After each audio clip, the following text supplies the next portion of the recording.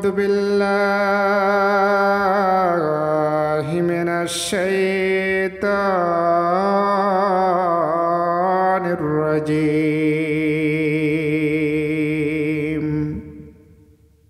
وقل الحق من ربكم فمن شاء فليؤمن ومن شاء فليكفر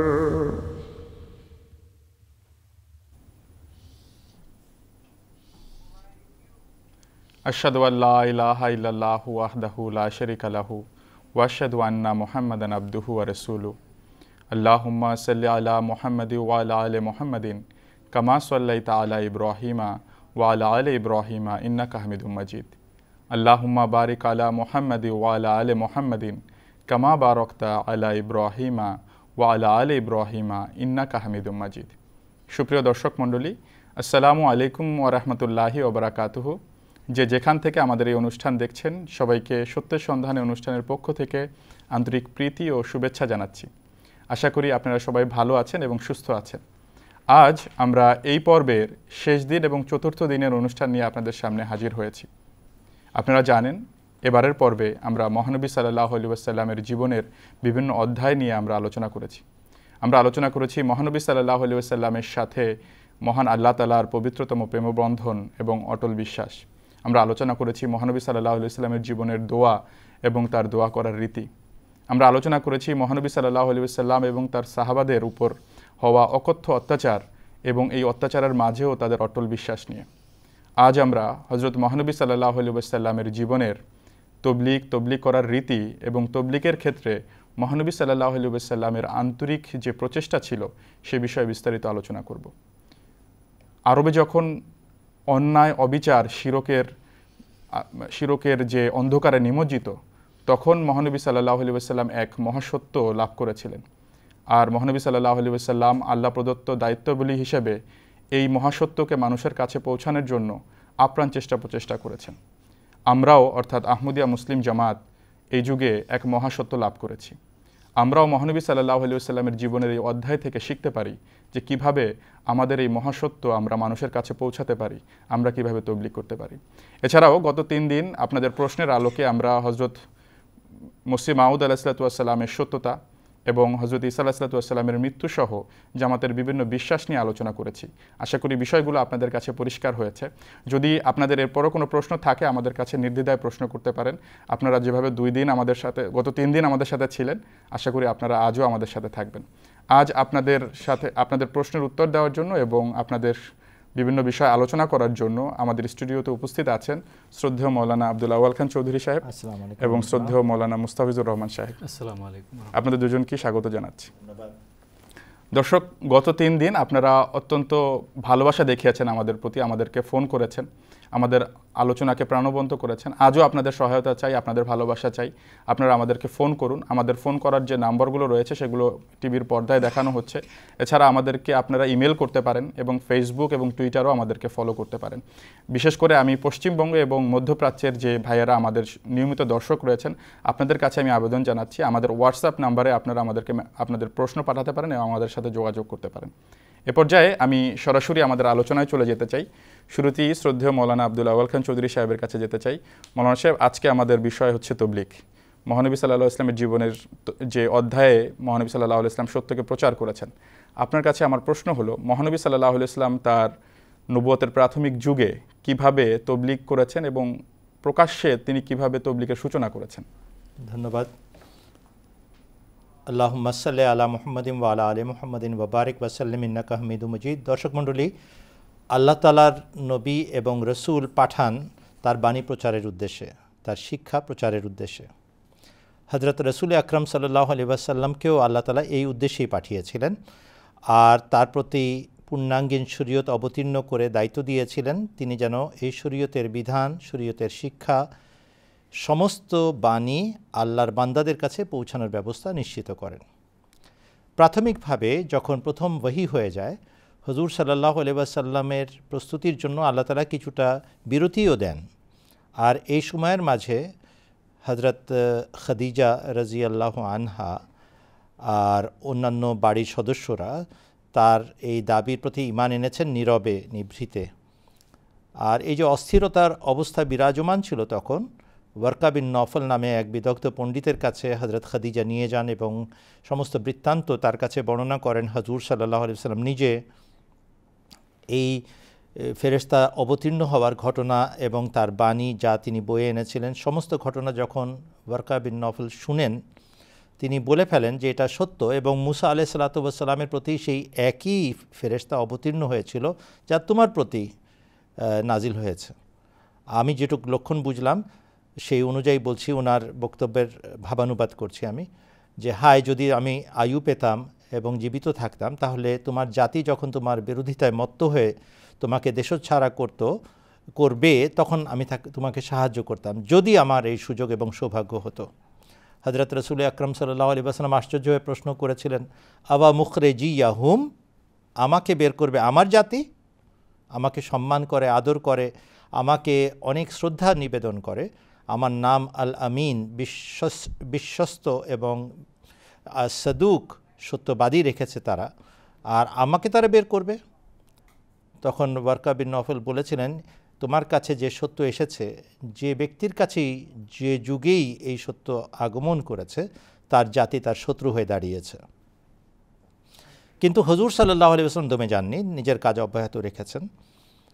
যখন নবুয়ত প্রাপ্তি 3 বছর পার হয়ে গেল, আল্লাহ তাআলা তাকে ইলহাম করলেন, ওয়াহি করলেন এবং আদেশ করলেন, ফাসদা বিমা তুমার, আরও ওয়াহি করলেন, ওয়া আনজির আশিরাতাকাল আকরাবিন, তুমি তোমার নিকট আত্মীয়দেরকে সতর্ক করো। এই সূচনা হলো প্রকাশ্য তবলিগের।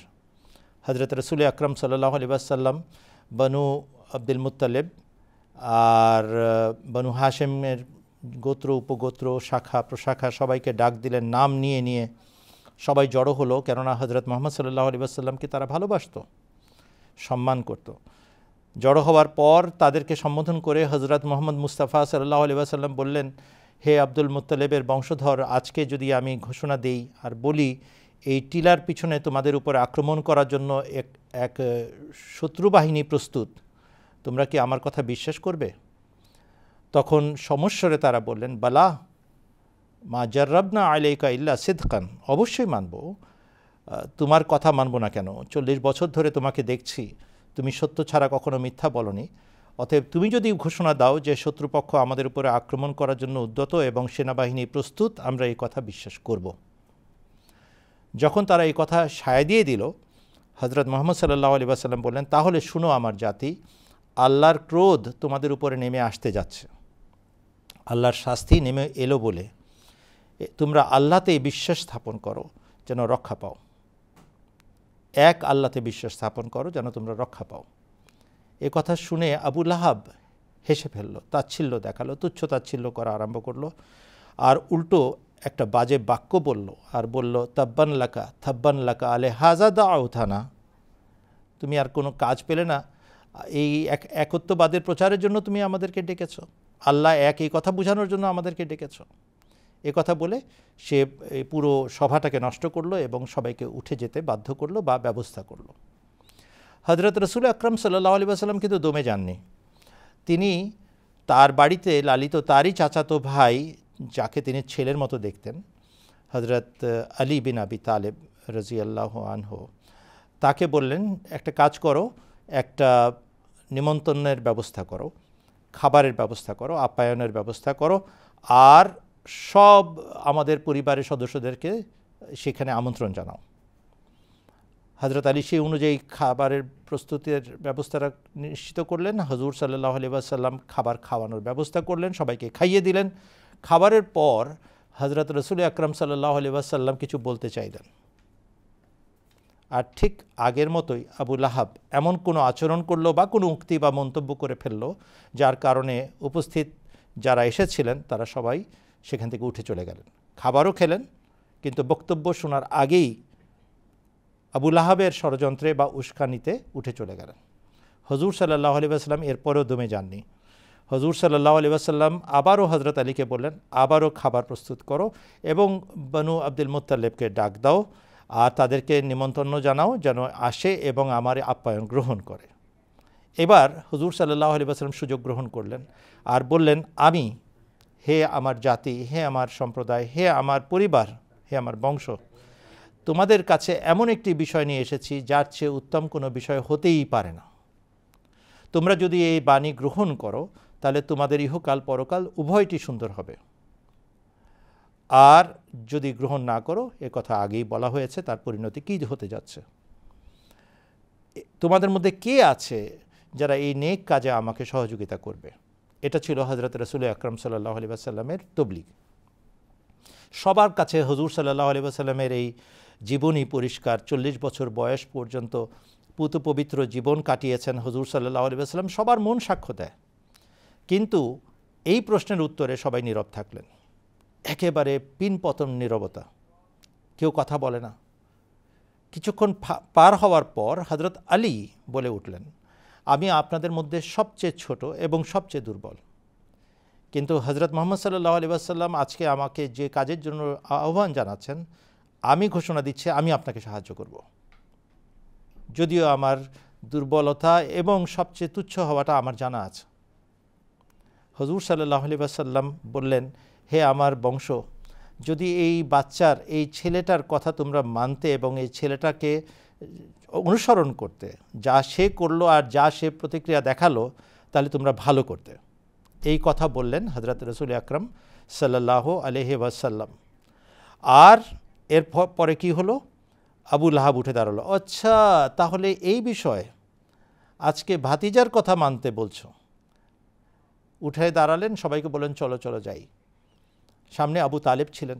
হযরত আবু তালেব যদিও মুসলমান নন, কিন্তু ভাতিজাকে লালন পালন করেছে, ভাতিজাকে ভেতর থেকে চিনেন। তাকে সম্বোধন করে আবু লাহাব বলল, আবু তালেব, মোহাম্মদের শিক্ষায় বুঝেছ, সে তোমাকে নিজ সন্তানের অনুসরণ করতে বলছে এখন থেকে তুমি তোমার এই ছোট বাচ্চা সন্তান যে আছে তার অনুসরণ করো, আনুগত্য করো।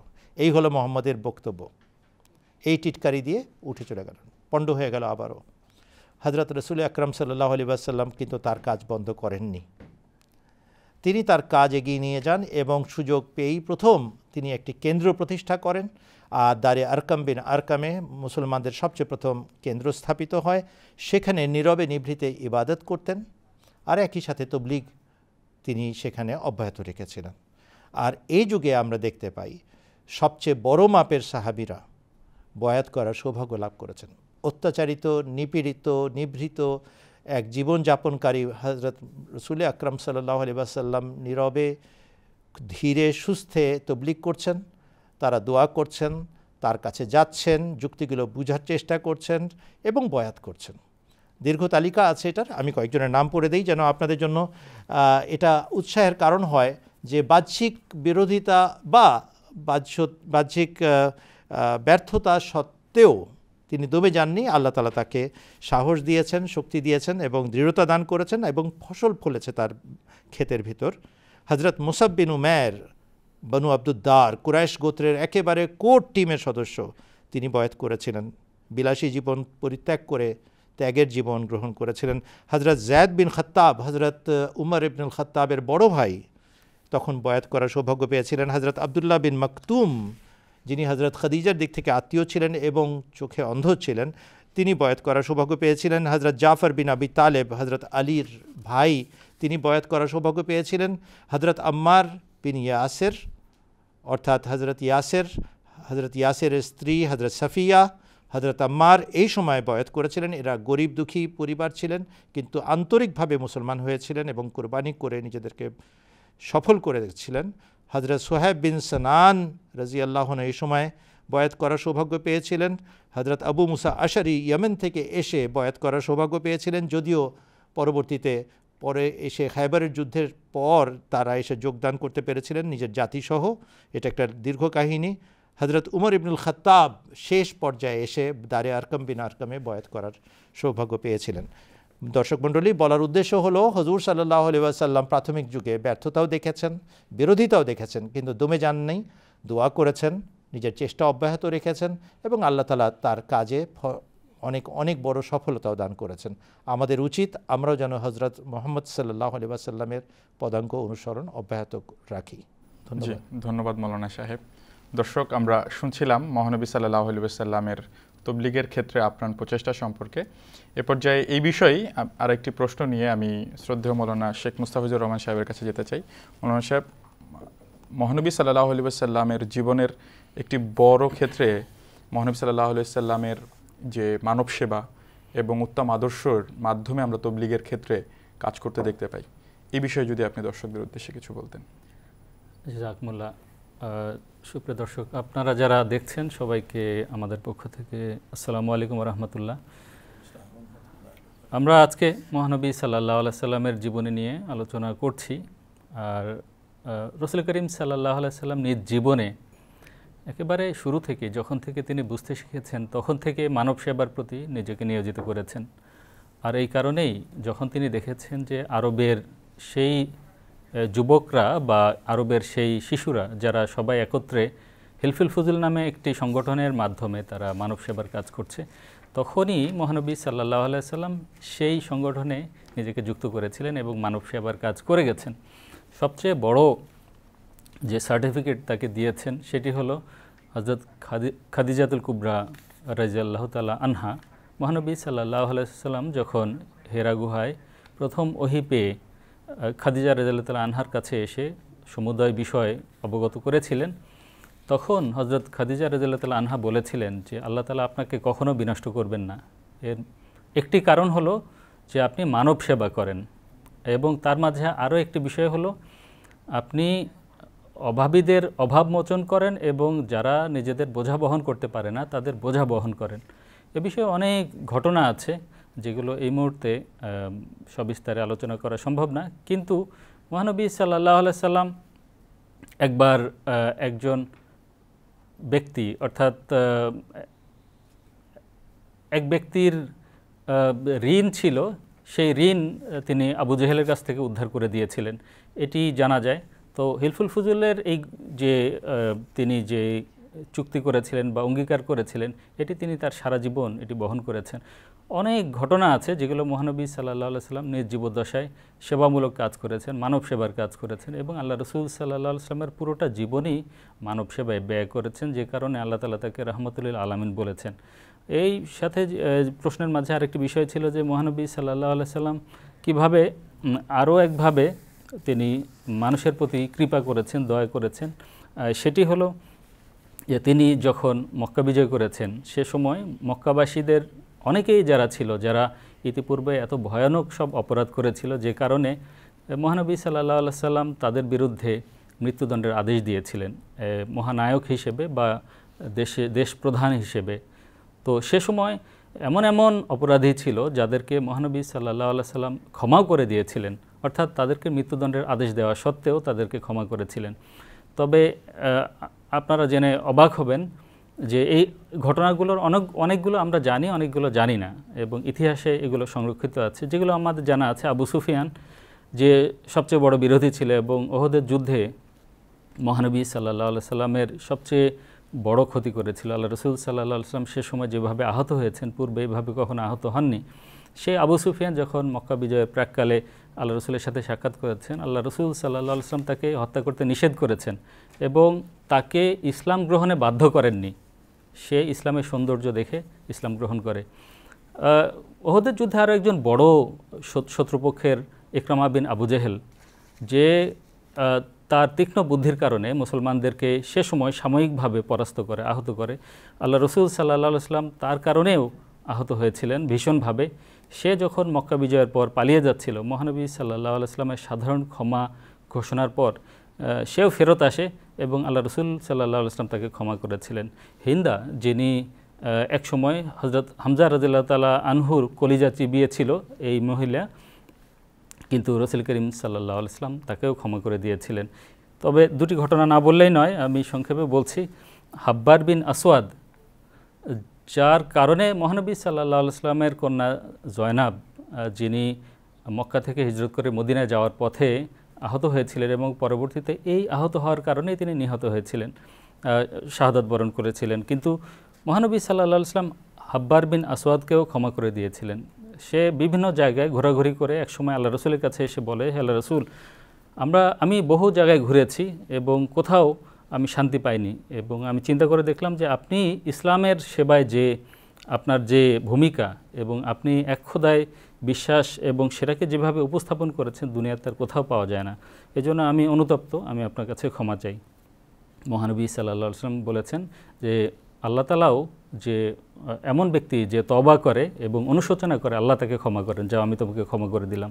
আরেকটি ঘটনা আমি বলি, কাব বিন জুহায়ের এই ব্যক্তি, সে তার ভাইকে নিয়ে, তার ভাই বুজায়েরকে নিয়ে একবার মদিনার অনতি দূরে মহানবী সাল্লাল্লাহু আলাইহি ওয়াসাল্লামের ক্ষতি সাধনের জন্য এসেছিল, এবং তার ভাই সে খুব ভালো কবিতা রচনা করত এবং কবিতার মাধ্যমে আল্লাহ রাসূল সাল্লাল্লাহু আলাইহি ওয়াসাল্লামের বিরোধিতা করত। সে তার ভাই বুজায়েরকে মদিনায় পাঠায়। বুজায়ের মদিনায় এসে ইসলামের সৌন্দর্য দেখে সে মুসলমান হয়ে যায়, কিন্তু কাব খুব তার প্রতি রাগান্বিত হয়। কিন্তু একসময় কাব যখন দেখে যে কোনো দিকে আর উপায় নেই, তখন তার ভাইকে সে বার্তা পাঠায়। তার ভাই বলে যে তোমার আর অন্য কোনো উপায় নেই, তুমি এসে আল্লাহ রসুলের কাছে ক্ষমা চাও। তো সে চিন্তা করলো যে আমি যে অপরাধ করেছি, একে তো আমি আল্লাহ রসুলের বিরুদ্ধে ব্যঙ্গাত্মক কবিতা রচনা করে প্রচার করেছি, দ্বিতীয়ত আমি মহানবী সাল্লাল্লাহু আলাইহি সাল্লামকে হত্যা করার জন্য এভাবে আশপাশে ঘুরছি, এটি তো আল্লাহ রসুল জানেন, আমাকে দেখলেই আমাকে নিশ্চয় হত্যা করা হবে। তবুও তিনি একজন প্রতিবেশীর মাধ্যমে আশ্রয় নিয়ে মদিনায় আসেন এবং লুকিয়ে আল্লাহ রসুলের কাছে গিয়ে আল্লাহ রসুল নামাজ পড়া শেষে আল্লাহ রসুলের হাত চেপে ধরে বলেন যে কাবকে তো আপনি চেনেন, সে আপনার কাছে ক্ষমা চাইতে এসেছে, যদি সে আপনার কাছে ক্ষমা চায় আপনি কি তাকে ক্ষমা করবেন? আল্লাহ রসুল সাল্লাল্লাহু আলাইহি ওয়াসাল্লাম বললেন যে অবশ্যই ক্ষমা করব, যেহেতু সে অনুশোচনা করে এসেছে আমি তাকে অবশ্যই ক্ষমা করব। মহানবী সাল্লাল্লাহু আলাইহি ওয়াসাল্লাম তাকে ক্ষমা করে দিলেন। তিনি বললেন যে আমি কাব। তখন এক আনসার সাহাবী বললেন যে হে আল্লাহ রসুল, এ তো মৃত্যুদণ্ডপ্রাপ্ত আসামি, একে আমি হত্যা করি। রসুল করিম সাল্লাল্লাহু আলাইহি ওয়াসাল্লাম বললেন না, সে অনুশোচনা করেছে, তওবা করেছে, তাকে হত্যা করা যাবে না। অতএব আল্লাহ রসুলের শানে তিনি কবিতা রচনা করেছিলেন এবং সেটি পড়লেন, এবং সেটাই বুরদা শরীফ নামে আমরা এখন শুনে থাকি। আল্লাহ রসুল তাকে একটি চাদর উপহার দিয়েছিলেন, যা তিনি নিজ জীবনের শেষ সময় পর্যন্ত, অন্তিম সময় পর্যন্ত নিজের কাছে রেখেছিলেন। তো এভাবে মহানবী সাল্লাল্লাহু আলাইহি সাল্লাম ক্ষমার মাধ্যমে এই জগতে নিজ আদর্শ প্রতিষ্ঠা করেছেন। আল্লাহ তাআলা আমাদেরকে এ থেকে শেখার তৌফিক দিন।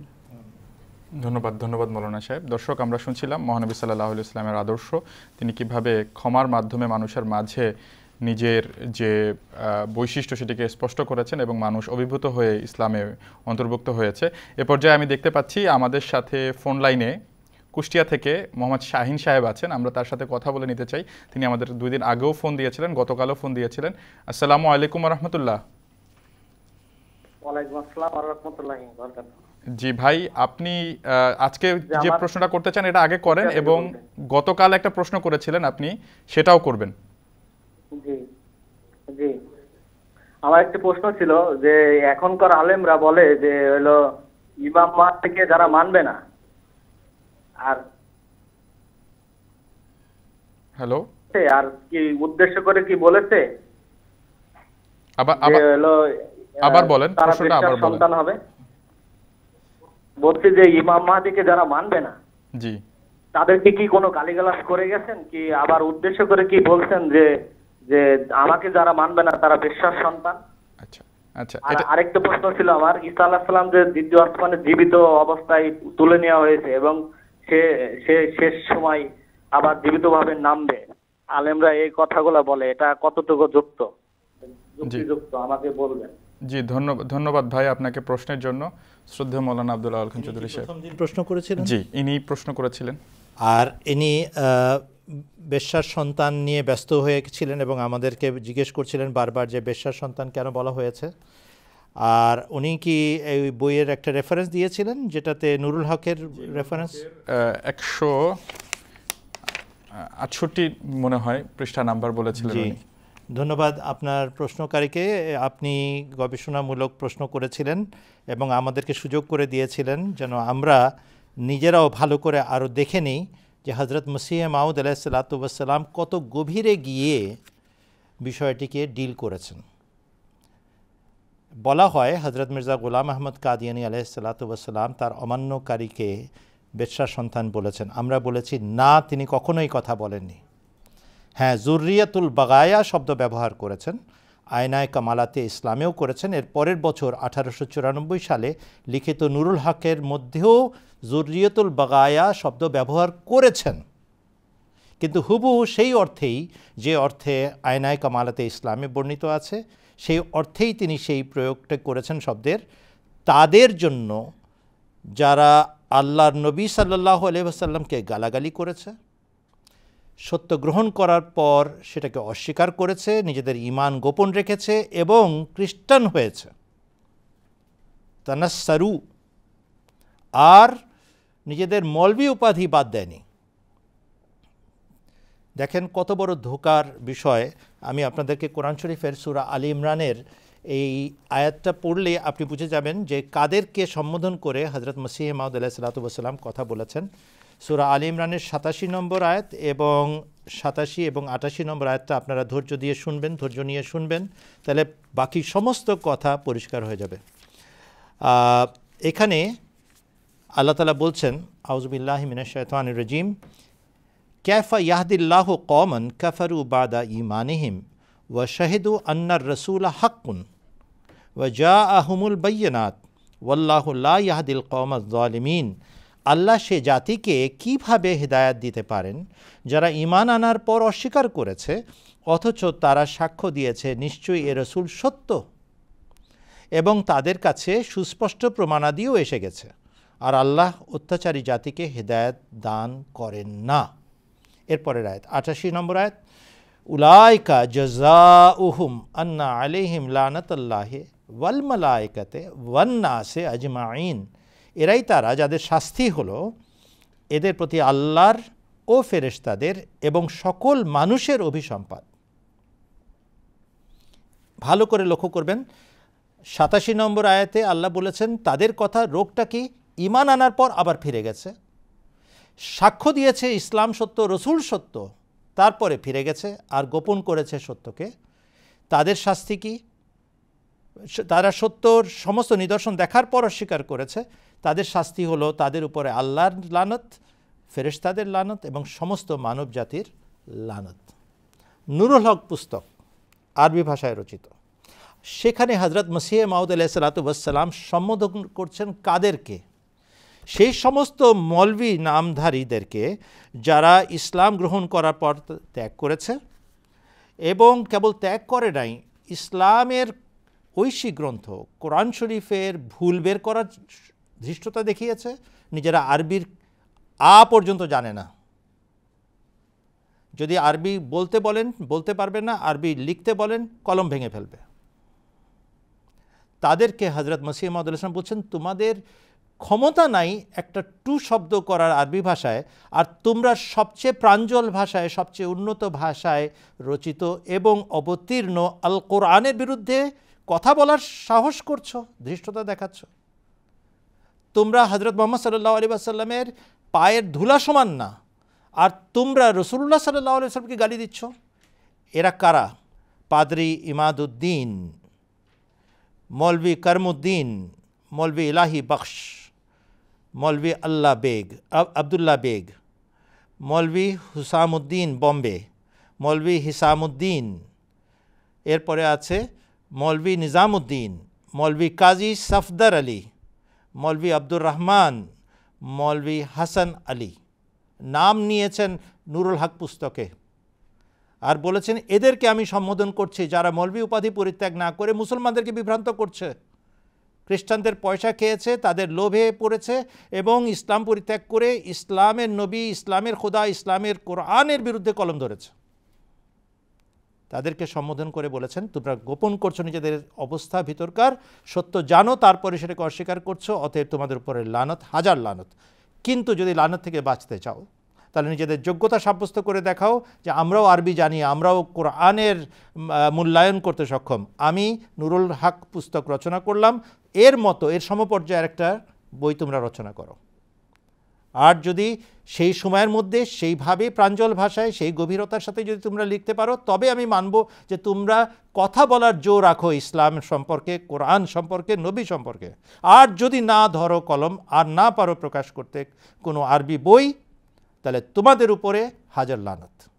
এই হচ্ছে নুরুল হক পুস্তকের প্রথম অংশটা। এরপরে আল্লাহ তাআলার পক্ষ থেকে জ্ঞান লাভ করে তিনি বলছেন, যারা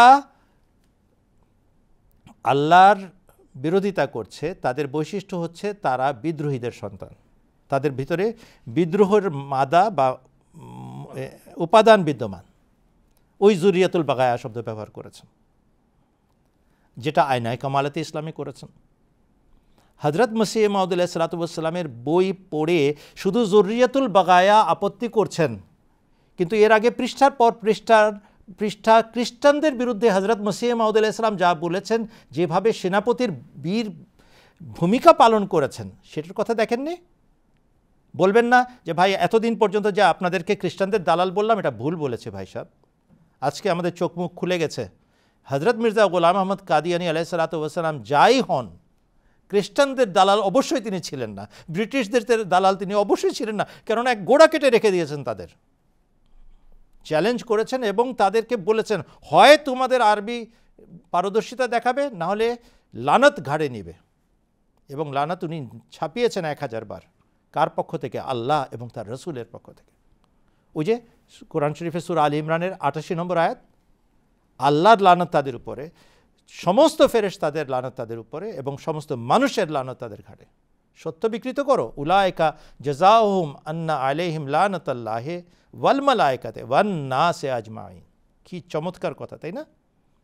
ঠিক ওটার উপর আমল করেছেন হযরত মির্জা গোলাম আহমদ কাদিয়ানী আলাইহিস সালাম। আর এরপরে লিখেছেন এদের বৈশিষ্ট্য হচ্ছে এরা বিদ্রোহীদের সন্তান। তাহলে কি রসুলকে যারা গালি দেন তাদেরকে কি ভালোবেসে চুম্বন করার কথা? তাদেরকে কি আলিঙ্গন করার কথা? নাকি ইসলামের বিজয়ী সেনাপতি তাদেরকে চ্যালেঞ্জ করে পরাস্ত করে ইসলামের বিজয় নিশ্চিত করার কথা? তার যা করার ছিল তিনি তাই করে গেছেন। অতএব জুররিয়াতুল বাগায়া শব্দ যা আয়নায়ে কামালাতে ইসলামে ব্যবহৃত হয়েছে, সেই হুবহু শব্দ ব্যবহার হয়েছে। কিন্তু মনে রাখবেন, আয়নায়ে কামালাতে ইসলামে যখন বলা হয় রাসূলুল্লাহ সাল্লাল্লাহু আলাইহি ওয়াসাল্লামের পক্ষ থেকে আগমনকারী হবার দাবি, আবার মুসলমানদেরকে গালি দেয় বেশ্যার সন্তান, সেখানে তিনি স্পষ্ট করেছেন, কুল্লু মুসলিমিন ইউসাদ্দিকুনি ওয়া ইয়াকবালু দাওয়াতি। আমি যে সমস্ত বই রচনা করেছি ইসলামের সপক্ষে, প্রত্যেক মুসলমান সেটাকে সত্যায়ন করে, আমার এই প্রচেষ্টাকে সত্যায়ন করে, এবং আমার এই আহ্বান যেটা আমি জগৎকে ছড়াচ্ছি ইসলাম গ্রহণ করার, সেটাকে সমর্থন দেয় এবং সেই দাওয়াতটাকে কবুল করে। ইল্লা জুররিয়াতুল বাগায়া, সেই সমস্ত মিচকি শয়তান ছাড়া যারা ইসলামের নাম ভাঙিয়ে খ্রিস্টান হয়েছে, নাম ভাঙাচ্ছে আমরা মুসলমান, ভিতরে হয়েছে খ্রিস্টান, পাদ্রী হয়েছে এবং বই রচনা করেছে ইসলামের বিরুদ্ধে, আর বলে যাচ্ছে যে আমরা মৌলবি, আমরা আরবি ভাষা জানি, আমরা যদি বলি কোরআন ঠিক না, ভাষাগতভাবে দুর্বল, তাহলে এটা দুর্বল। কত বড় ষড়যন্ত্র! আর সেই ষড়যন্ত্র ফাঁস করেছেন হযরত মির্জা গোলাম আহমদ কাদিয়ানী আলাইহিস সালাতু ওয়াস সালাম, এবং নুরুল হক পুস্তক তার পক্ষ থেকে চিরভাস্বর। ধন্যবাদ। জি, ধন্যবাদ মৌলানা সাহেব। ভাই শাহিন সাহেব যিনি ফোন করেছিলেন কুষ্টিয়া থেকে আমাদের কাছে, মৌলানা সাহেব আমার যা মনে হয় উনি গতকালকে আহমদিয়াতে গ্রহণ করে ফেলেছেন। আলহামদুলিল্লাহ, আপনার মাধ্যমে আমাদের যারা মেহমান রয়েছে তাদের কাছে এই বিষয়টা আরও একবার স্পষ্ট হয়ে গেল। আপনাকে ধন্যবাদ প্রশ্ন করার জন্য। এ পর্যায়ে আমি দেখতে পাচ্ছি আমাদের সাথে কুষ্টিয়া থেকে আরও একজন ভাই ফোন লাইনে রয়েছেন। আসসালামু আলাইকুম রহমতুল্লাহ। ওয়ালাইকুম আসসালাম রহমতুল্লাহ। আসসালামু আলাইকুম। জি, ওয়ালাইকুম আসসালাম। জি, আমি একজন মেহমান। আমি আপনাদের এই এমটিএ চ্যানেলগুলো মাঝে মধ্যে দেখি। তো আমার একটি প্রশ্ন হচ্ছে যে ইমাম মেহেদী এসে গেছেন, তো ঠিক আছে, যদি এসে যান তো আমরা জানি যে ইমাম মেহেদীর নাম হবে বিশ্বনবীর নামের নাম, ইমাম মেহেদীর বাবার নাম হবে বিশ্বনবীর বাবার নামের নাম, ইমাম মেহেদীর মায়ের নাম হবে বিশ্বনবীর মায়ের নামের নাম, এবং তিনি বিশ্বনবীর বংশ থেকে হবেন, মা ফাতেমার বংশ থেকে আসবেন। তো আশা করি কুরআন হাদিস থেকে বুঝে বলবেন। এবং আমার দ্বিতীয় প্রশ্ন, যে ইমাম মেহেদী যদি এসেই থাকেন তো তার কাছে বয়াত হওয়া আসলে কতটুকু জরুরি, তো আমাদের পার্শ্ববর্তী এলাকায় দেখা যায় অনেক পীর বুজুর্গে আছে, জি যদি তাদের হাতে বায়াত হই তাহলে এই বায়াত কি হবে কি হবে না, আশা করি সুন্দর করে বুঝে বলবেন। তো আমাদের সঙ্গে কয়েকজন বায়াত হয়েছে, আমি এখনো হয়নি। জি জি, ধন্যবাদ ভাই সিরাজুল ইসলাম, খুব চমৎকার প্রশ্ন করেছেন। মৌলানা শেখ মুস্তাফিজুর রহমান সাহেব প্রশ্ন দুটির উত্তর যদি দিতেন। জাযাকুমুল্লাহ, আপনার প্রশ্নের জন্য অনেক ধন্যবাদ। মহানবী হযরত মুহাম্মদ সাল্লাল্লাহু আলাইহি সাল্লাম কোথাও এই কথা বলেননি যে পীর মাশায়েখদের হাতে বয়াত করো। মহানবী সাল্লাল্লাহু আলাইহি সাল্লাম বলেছেন ইমাম মাহদির হাতে বয়াত করতে হবে, এর জন্য যদি বরফের পাহাড়ও হামাগুড়ি দিতে হয় তাও যাবে। এখন ইমাম মাহদির হাতে বয়াত করার আবশ্যকতা কি যদি আপনি জানেন, তাহলে আপনার রাতের ঘুম হওয়ার কথা না। যখন হযরত মির্জা গোলাম মোহাম্মদ কাদিয়ানী আলাইহিস সালাম দাবি করেছেন, তার সমসাময়িক, তার পূর্বের, তার কিছু বছর পূর্বের মানুষ তারা যুগের লক্ষণ দেখে তখন বলা শুরু করেছিল যে এখন ইমাম মাহদি আসার সময় হয়েছে, এখন ইমাম মাহদি আসার সময় হয়েছে, আমরা অপেক্ষায় আছি, উনি নাজিল হবেন আর আমরা সাথে সাথে তার হাতে বয়াত করব এবং ইসলামের সেবা করব। কেন তারা করেছেন? বর্তমান যুগেও কিছু কিছু আলেম ওলামা আছেন, তারা বলেন ইমাম মাহদি আসবে, আমরা তার দলভুক্ত হব এবং ইসলামের সেবা করব। কেউ বলেছেন উনি 2019 সালে আসবেন, আবার এরপর বলেছেন না না 20 সালে, এরপর বলেছেন 22 সালে, এরপর বলেন 24 সালে। এরপর দেখেন এরা সবাই ওই ভিডিওগুলো ডিলিট করে দিয়েছেন। কিন্তু তাদের ভিতরে একটা আবেগ আছে, যেহেতু তারা ইমাম মাহদিকে দেখাতে পারে না, এই জন্য তারা এই ভিডিওগুলো ডিলিট করে দিয়েছে। যাই হোক, আমি আসলে মূল কথায় আসি। আপনি কুরআন হাদিস থেকে জানতে চেয়েছেন। মহানবী সাল্লাল্লাহু আলাইহি সাল্লাম যখন সূরা জুমার প্রথম 4 আয়াত তেলাওয়াত করলেন এবং ওয়া আখারিনা মিনহুম লাম্মা ইয়ালহাকু বিহিম ওয়া হুয়াল আজিজুল হাকিম পর্যন্ত পৌঁছলেন, তখন সাহাবীরা চিন্তিত হলেন, হে আল্লাহর রাসূল, আপনি আবার অন্যদের মাঝে আসবেন, এটা কিভাবে সম্ভব? মহানবী সাল্লাল্লাহু আলাইহি সাল্লাম নীরব ছিলেন। এভাবে 3 বার প্রশ্ন করার পর এক সময় মহানবী সাল্লাল্লাহু আলাইহি সাল্লাম তাদেরকে বললেন, যদি ঈমান সুরাইয়াতেও চলে যায় তবুও পারস্য বংশোদ্ভূত এক বা একাধিক ব্যক্তি সেই ঈমানকে সুরাইয়া থেকে নিয়ে আসবেন। এখন পারস্য বংশোদ্ভূত কেন বলছি? মহানবী সাল্লাল্লাহু আলাইহি সাল্লামের পাশেই সালমান ফার্সি রাদিয়াল্লাহু তাআলা আনহু বসেছিলেন। আল্লাহ রাসূল সাল্লাল্লাহু আলাইহি সাল্লাম তার কাঁধে হাত রাখলেন আর বললেন, এদের মধ্য থেকে, অর্থাৎ পারস্য বংশোদ্ভূত হবে। আমরা এই হাদিসটা অনেক শুনেছি, কিন্তু সালমান ফার্সি কোনো সাধারণ ব্যক্তিত্ব ছিলেন? তিনি কোনো সাধারণ ব্যক্তিত্ব ছিলেন না। ইসলাম ধর্মের জন্য তিনি সংগ্রাম করেছেন, এই সত্য ধর্ম লাভ করার জন্য তিনি সংগ্রাম করেছেন। সালমান ফার্সি তিনি পারস্য বংশোদ্ভূত এবং তার বাড়ি, নিজ পৈতৃক বাড়ি ছিল ইস্পাহানে। আল্লাহ তাআলা আমাকে সৌভাগ্য দিয়েছেন সেই ইস্পাহান দেখার। সে ইস্পাহান সে যুগে যেহেতু পারস্যের অধীন ছিল, তারা অগ্নিপূজক ছিলেন। তার পিতা একজন সেবায়েত ছিলেন এবং তিনি চাইতেন তার পুত্র যেন অগ্নিপূজার সেবায়েত হয়। এবং হযরত সালমান ফার্সি রাদিয়াল্লাহু তাআলা আনহু তিনি এত ভালো শিখেছিলেন যে সারাদিনেও যেন আগুন না নেভে এরকম প্রযুক্তি তিনি শিখে নিয়েছিলেন, কিন্তু তার কাছে এটা ভালো লাগতো না। একবার তিনি পিতার কোনো কাজে ঘরের বাইরে বের হয়েছেন, বাইরে গিয়ে তিনি দেখলেন যে একটা গির্জায় মানুষ ইবাদত করছে।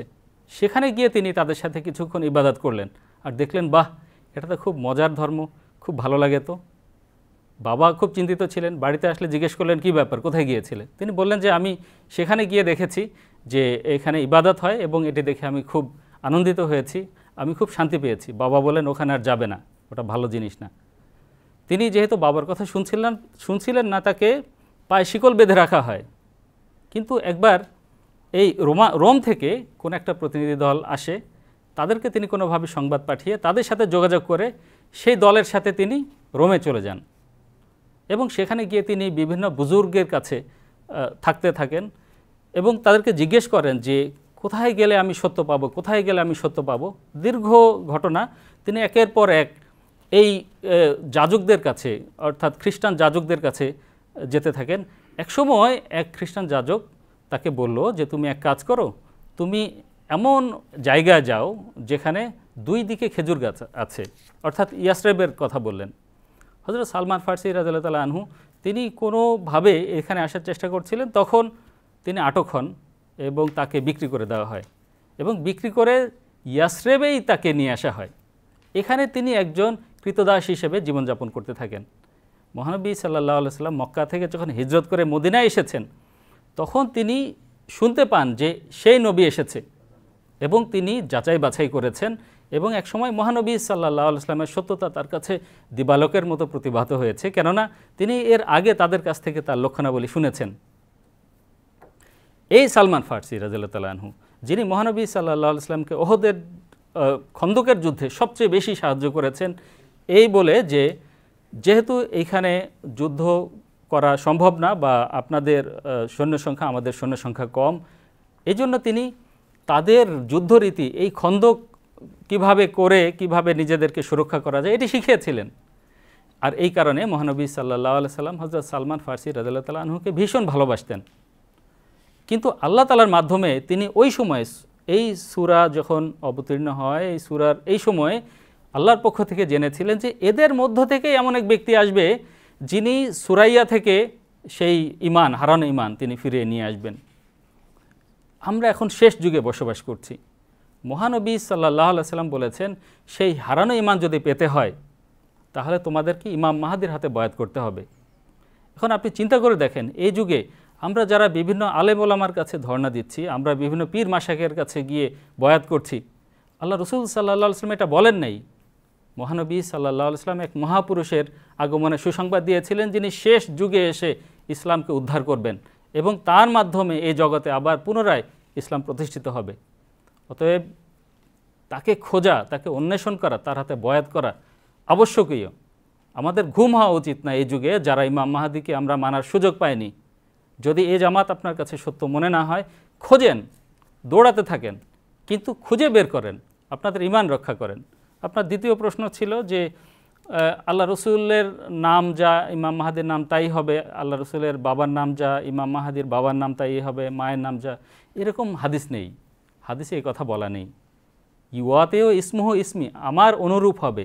অ্যাকচুয়ালি এই হাদিসটাতে বোঝানো হয়েছে যে তিনি মহানবী সাল্লাল্লাহু আলাইহি সাল্লামের মাঝে যেভাবে মানুষ ফানাফিল্লা হয়, আল্লাহ রসুলেও তিনি বিলীন হবেন। অর্থাৎ তিনি তার জীবনের প্রতিটি কাজে কর্মে মহানবী সাল্লাল্লাহু আলাইহি সাল্লামের পূর্ণাঙ্গ অনুসরণ করবেন। আর এভাবেই তিনি রসুল করিম সাল্লাল্লাহু আলাইহি সাল্লামের সবচেয়ে প্রিয়ভাজন হবেন এবং আল্লাহ তাআলার সবচেয়ে নৈকট্য লাভ করতে পারবেন। এভাবে তিনি এই যুগের জন্য প্রত্যাদিষ্ট হবেন। এটাই মহানবী সাল্লাল্লাহু আলাইহি সাল্লাম বুঝিয়েছিলেন। ধন্যবাদ। ধন্যবাদ মৌলানা সাহেব। ভাই সিরাজুল ইসলাম সাহেব, আশা করি আপনি আপনার প্রশ্নের উত্তর পেয়েছেন। আপনাকে ধন্যবাদ আমাদেরকে প্রশ্ন করার জন্য। যদি আপনার আরও কোনো প্রশ্ন থাকে আমাদেরকে বিনা দ্বিধায় করতে পারেন। আমি দেখতে পাচ্ছি আমাদের সাথে অনেকেই লাইনে রয়েছেন, তাই আলোচকবৃন্দকে আমি অনুরোধ করব সংক্ষেপে প্রশ্নের উত্তর দেওয়ার জন্য। এ পর্যায়ে আমি দেখতে পাচ্ছি আমাদের সাথে লাইনে রয়েছেন একজন সনাতন ধর্মাবলম্বী ভাই রাজশাহী থেকে। আসসালামু আলাইকুম রহমতুল্লাহ। ওয়ালাইকুম আসসালাম। জি, আপনার প্রশ্নটি করুন। শ্রীকৃষ্ণ অর্থাৎ আসবে, আবার একবার বলবেন দয়া করে। কৃষ্ণ আসছে না অত ফলে আসবে? আচ্ছা, জি জি, অবতার হয়েছে না আসবে? আচ্ছা আচ্ছা, জি ধন্যবাদ ভাই আপনাকে আপনার প্রশ্নের জন্য। শ্রদ্ধেয় মৌলানা আব্দুল আউয়াল খান চৌধুরী সাহেব। আপনাদের শাস্ত্রে, সনাতন ধর্মী ভাইকে ধন্যবাদ জানিয়ে কথাটা বলছি, আপনাদের শাস্ত্রে কলিযুগের কিছু লক্ষণ বর্ণিত আছে। তার প্রধানতম লক্ষণ হচ্ছে কলিযুগে মানুষ ঘুমিয়ে থাকবে। কলি শয়ানুভবতী, ঘুমন্ত অবস্থায় অচেতন অবস্থায় পড়ে থাকবে। হাজারবার জাগানোর চেষ্টা করা হবে, কেউ জাগবে না। বারবার ভূমিকম্প হবে, বারবার আগ্নেয়গিরির অগ্নুৎপাত হবে, তারপরে মানুষ বুঝবে না। বন্যা হবে, প্রাদুর্ভাব হবে, ভূমিকম্প হবে, কিন্তু তারপরেও মানুষ জাগবে না। এটা ঘুমন্ত জাতির লক্ষণ। আচ্ছা, এটা কি আযাব নাকি পুরস্কার নাকি পরীক্ষা ইত্যাদি ইত্যাদি ইত্যাদি বিতর্কে লিপ্ত থাকবে, সংশোধন করবে না। মেয়েরা নিজেদের বর নিজেরা খুঁজে নেবে, পিতামাতার অবাধ্য হবে, বন্ধুদের বেশি ভক্ত হবে, পিতামাতার প্রতি শ্রদ্ধা করবে না, দেখাবে না, সন্তানরা অবাধ্য হবে, আর শিক্ষক আর গুরুর সম্পর্কের মধ্যে ফাটল ধরবে, গুরু এবং শিক্ষককে সম্মান দেখানো হবে না। একাধারে অনেকগুলো লক্ষণ বর্ণিত আছে, সবগুলো কলিযুগের চিহ্ন। পূর্ণ হয়েছে? হয়েছে।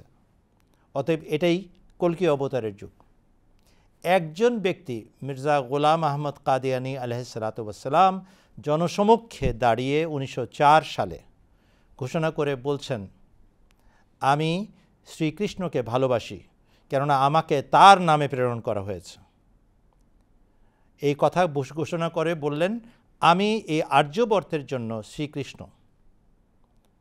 ভালো করে মনে রাখবেন, একই ব্যক্তি ইমাম মাহদী হবার দাবি করছেন মুসলমানদেরকে নেতৃত্ব দেওয়ার জন্য, একই ব্যক্তি ঈসা ইবনে মারিয়াম হবার দাবি করছেন খ্রিস্টানদের তৃত্ববাদ ধ্বংস করার জন্য, একই ব্যক্তি শ্রীকৃষ্ণ হবার দাবি করছেন আর্যবর্তের সমস্ত মানুষকে একশ্বরবাদী বানানোর জন্য, যেভাবে হজরত শ্রীকৃষ্ণ আলাইহিসসালাম এবং রামচন্দ্র আলাইহিসসালাম একশ্বরবাদী ছিলেন। পড়ে দেখেন, আপনাদের শাস্ত্রে লেখা আছে নতস্য প্রতিমাবস্তি, আল্লাহ বা পরমেশ্বর এমন এক অস্তিত্বের, পরম অস্তিত্বের নাম যার কোনো তুলনা হয় না, যার কোনো প্রতিমা হয় না।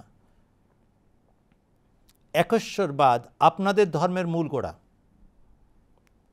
এই আমাদের ঢাকাতে ঢাকেশ্বরী মন্দিরে যারা মূল পূজা পর্বের দায়িত্বে থাকেন তারা বলেন, আমরা যখন তাদের সাথে দেখা করেছি তখন তারা পরিষ্কার বলেছেন, আপনারা তো নিরাকারের পূজারী, আপনারা তো সবচেয়ে উচ্চাঙ্গের পূজারী, আমরা নিম্ন পর্যায়ের পূজারী, এই জন্য সাকারের পূজা করি। তারাও কিন্তু এই কথা মানেন যে তাদের শাস্ত্রে নিরাকারের পূজা হচ্ছে সর্বোচ্চ পর্যায়ের পূজা। কলিযুগের সমস্ত লক্ষণ প্রকাশিত হয়েছে বিধায় কল্কি অবতার এসে গেছেন। একজন ব্যক্তি দাবি করেছেন, যেভাবে মুসলমানরা তাকে চিনতে ভুল করছে, ঠিক একইভাবে আর্যবর্তের অনুসারী, আর্যবর্তের অধিবাসী, তারাও তাকে ভুল বুঝেছে। না না না, আমাদের ধর্ম নষ্ট করলো। আরে আপনাদের ধর্মের গোড়াটা তো ভালো করে তলিয়ে দেখেন, একদম হুবহু সেই দাবি। আপনাদের ধর্মের গোড়াতেও একশ্বরবাদ, ইসলামের ধর্মের গোড়াতেও একশ্বরবাদ, আর আমরা এখন সব ভুলে বসে আছি অরিজিনাল শিক্ষা। আর সেই অরিজিনাল শিক্ষাটাকে আবার স্মরণ করানোর জন্য কলিযুগে কল্কি অবতারের আগমন ঘটেছে। ধন্যবাদ। ধন্যবাদ মৌলানা সাহেব। ভাই দুলাল চন্দ্র সাহেব, আশা করি আপনি আপনার প্রশ্নের উত্তর পেয়েছেন। যদি আপনার আরও কোনো প্রশ্ন থাকে আমাদেরকে প্রশ্ন করতে পারেন। এ পর্যায়ে আমি দেখতে পাচ্ছি আমাদের সাথে ঢাকা থেকে একজন ভাই লাইনে রয়েছেন। আসসালামু আলাইকুম রহমতুল্লাহ। আসসালামু আলাইকুম।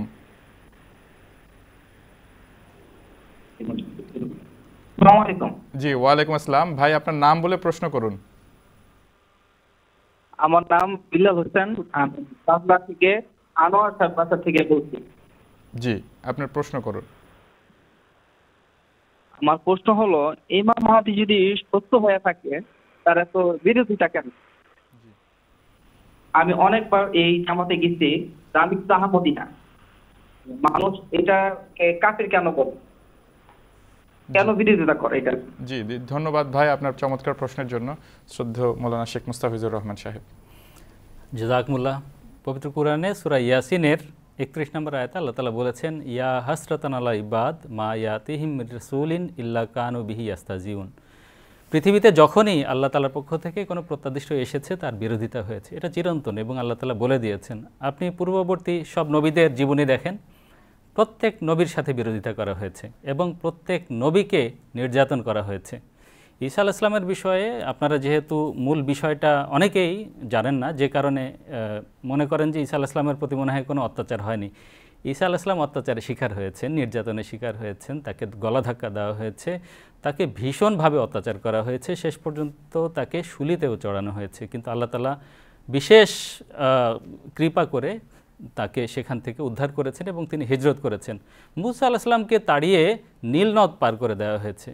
মহানবী হযরত মুহাম্মদ সাল্লাল্লাহু আলাইহি সাল্লাম, যিনি জগতের সবচেয়ে বড় ব্যক্তিত্ব এবং যিনি রাহমাতুল লিল আলামিন, এবং যাকে আল্লাহ তাআলা বলেছেন যে আল্লাহ তোমার সাথে আছেন এবং তোমাকে মানুষের অনিষ্ট থেকে আল্লাহ তাআলা রক্ষা করবেন, তাকেও এত কষ্ট দেওয়া হয়েছে এবং তার এত বিরোধিতা হয়েছে। শুধু তাকে না, তার অনুসারীদেরকেও এত বিরোধিতা করা হয়েছে যে মক্কায় তারা শেষ পর্যন্ত থাকতে পারেননি, নিজ দেশে থাকতে পারেননি, তাদেরকে হিজরত করতে হয়েছে।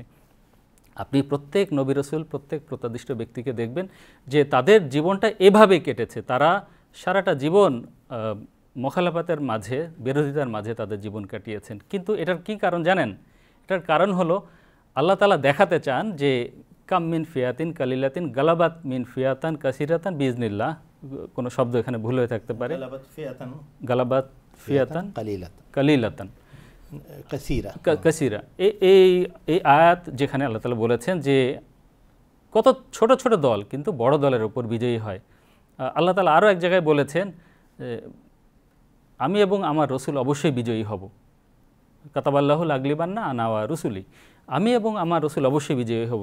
আল্লাহ তাআলার এই অমোঘ বাণীগুলো দেওয়ার কি কারণ একটাই, আল্লাহ তাআলা দেখাতে চান যে দেখো হে বান্দারা, বাহ্যত আমি যাকে পাঠিয়েছি তাকে তোমরা দুর্বল মনে করছো, তার অনুসারীদেরকে তোমরা দুর্বল মনে করছো, কিন্তু আমি তো তাদের সহায়, আমি যখন তাদেরকে সাহায্য করব তখন তারা বিরাট জয় অর্জন করবে এবং যেটা তোমাদের জন্য দিবালোকের মতো পরিষ্কার হবে। কিন্তু সে সময় যদি তোমরা মানো সেটা তোমাদের জন্য বরকতের কারণ হবে না। আপনারা দেখেন বদরের যুদ্ধে যারা অংশগ্রহণ করেছিলেন শুরুর দিকে এবং সেখানে আল্লাহ তাআলা তাদেরকে বিজয় দিয়েছিলেন, তারা মৃত্যু মহানবী সাল্লাল্লাহু আলাইহি ওয়াসাল্লামের কাছ থেকে এবং পরবর্তীতে খলিফাদের কাছ থেকে তারা বিরাট সম্মাননা পেয়েছেন।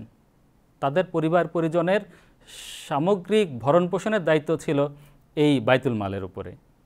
কিন্তু পরবর্তীতে যারা ইসলাম গ্রহণ করেছেন তারা কিন্তু সেই পর্যায়ের সম্মান পাননি। কেন? শুরুতে যারা ঈমান আনে, বিরোধিতার সময় যারা ঈমান আনে, তাদের ঈমানের মূল্য অনেক বেশি, আল্লাহ তাআলা তাদেরকে মূল্য দেন। শেষ কথা বলছি, মহানবী সাল্লাল্লাহু আলাইহি ওয়াসাল্লাম শেষ যুগের কথা যখন বলেছেন যে এমন এক যুগ আসতে যাচ্ছে যখন মানুষের ঈমান থাকবে না আর কুরআন মানুষের হলকের নিচে যাবে না, সে যুগে এক ধরনের ওলামা হবে যারা আকাশের নিচে নিকৃষ্ট জীব হবে, তাদের ভিতর থেকে নৈরাজ্য ছড়াবে। এখন প্রত্যাদিষ্ট ব্যক্তি যখন আসবেন, ইমাম মাহদী যখন আসবেন, তারা কি চুপচাপ বসে থাকবে? বলবে যে না ঠিক আছে আপনারা ভালো থাকেন? বলবে? মহানবী সাল্লাল্লাহু আলাইহি ওয়াসাল্লাম বলেছেন তারা নৈরাজ্য করবে, কিন্তু এই নৈরাজ্য তাদের মাঝেই ফিরে যাবে, তারা এর মাঝে নিপতিত হয়ে তারাই ধ্বংস হবে এবং এটা সত্য জামাতের নিদর্শন। অতএব বিরোধিতা হলো সত্য জামাতের নিদর্শন। যদি বিরোধিতা না হতো তাহলে প্রশ্ন করার ছিল যে আপনাদের বিরোধিতা নেই কেন? বিরোধিতাই হলো সত্য জামাতের নিদর্শন। জাযাকুমুল্লাহ। ধন্যবাদ মাওলানা সাহেব, খুব চমৎকার উত্তর ছিল। আমরা গতকালকেই মহানবী সাল্লাল্লাহু আলাইহি ওয়াসাল্লামের জীবনের উপরে হওয়া অত্যাচারের কথা আমরা আমাদের অনুষ্ঠানে শুনিয়েছি। তো আশা করি আপনি যদি আমাদের গতকালের অনুষ্ঠানটাও দেখে নেন তাহলে দেখবেন যে সত্য জামাতের নিদর্শন বা লক্ষণ কি হয়ে থাকে। ভাই বেলাল হোসেন, আশা করি আপনি আপনার প্রশ্নের উত্তর পেয়েছেন। এ পর্যায়ে আমি দেখছি আমাদের সাথে আরও একজন ভাই রয়েছে ঢাকা থেকে। আসসালামু আলাইকুম ওয়া রাহমাতুল্লাহ।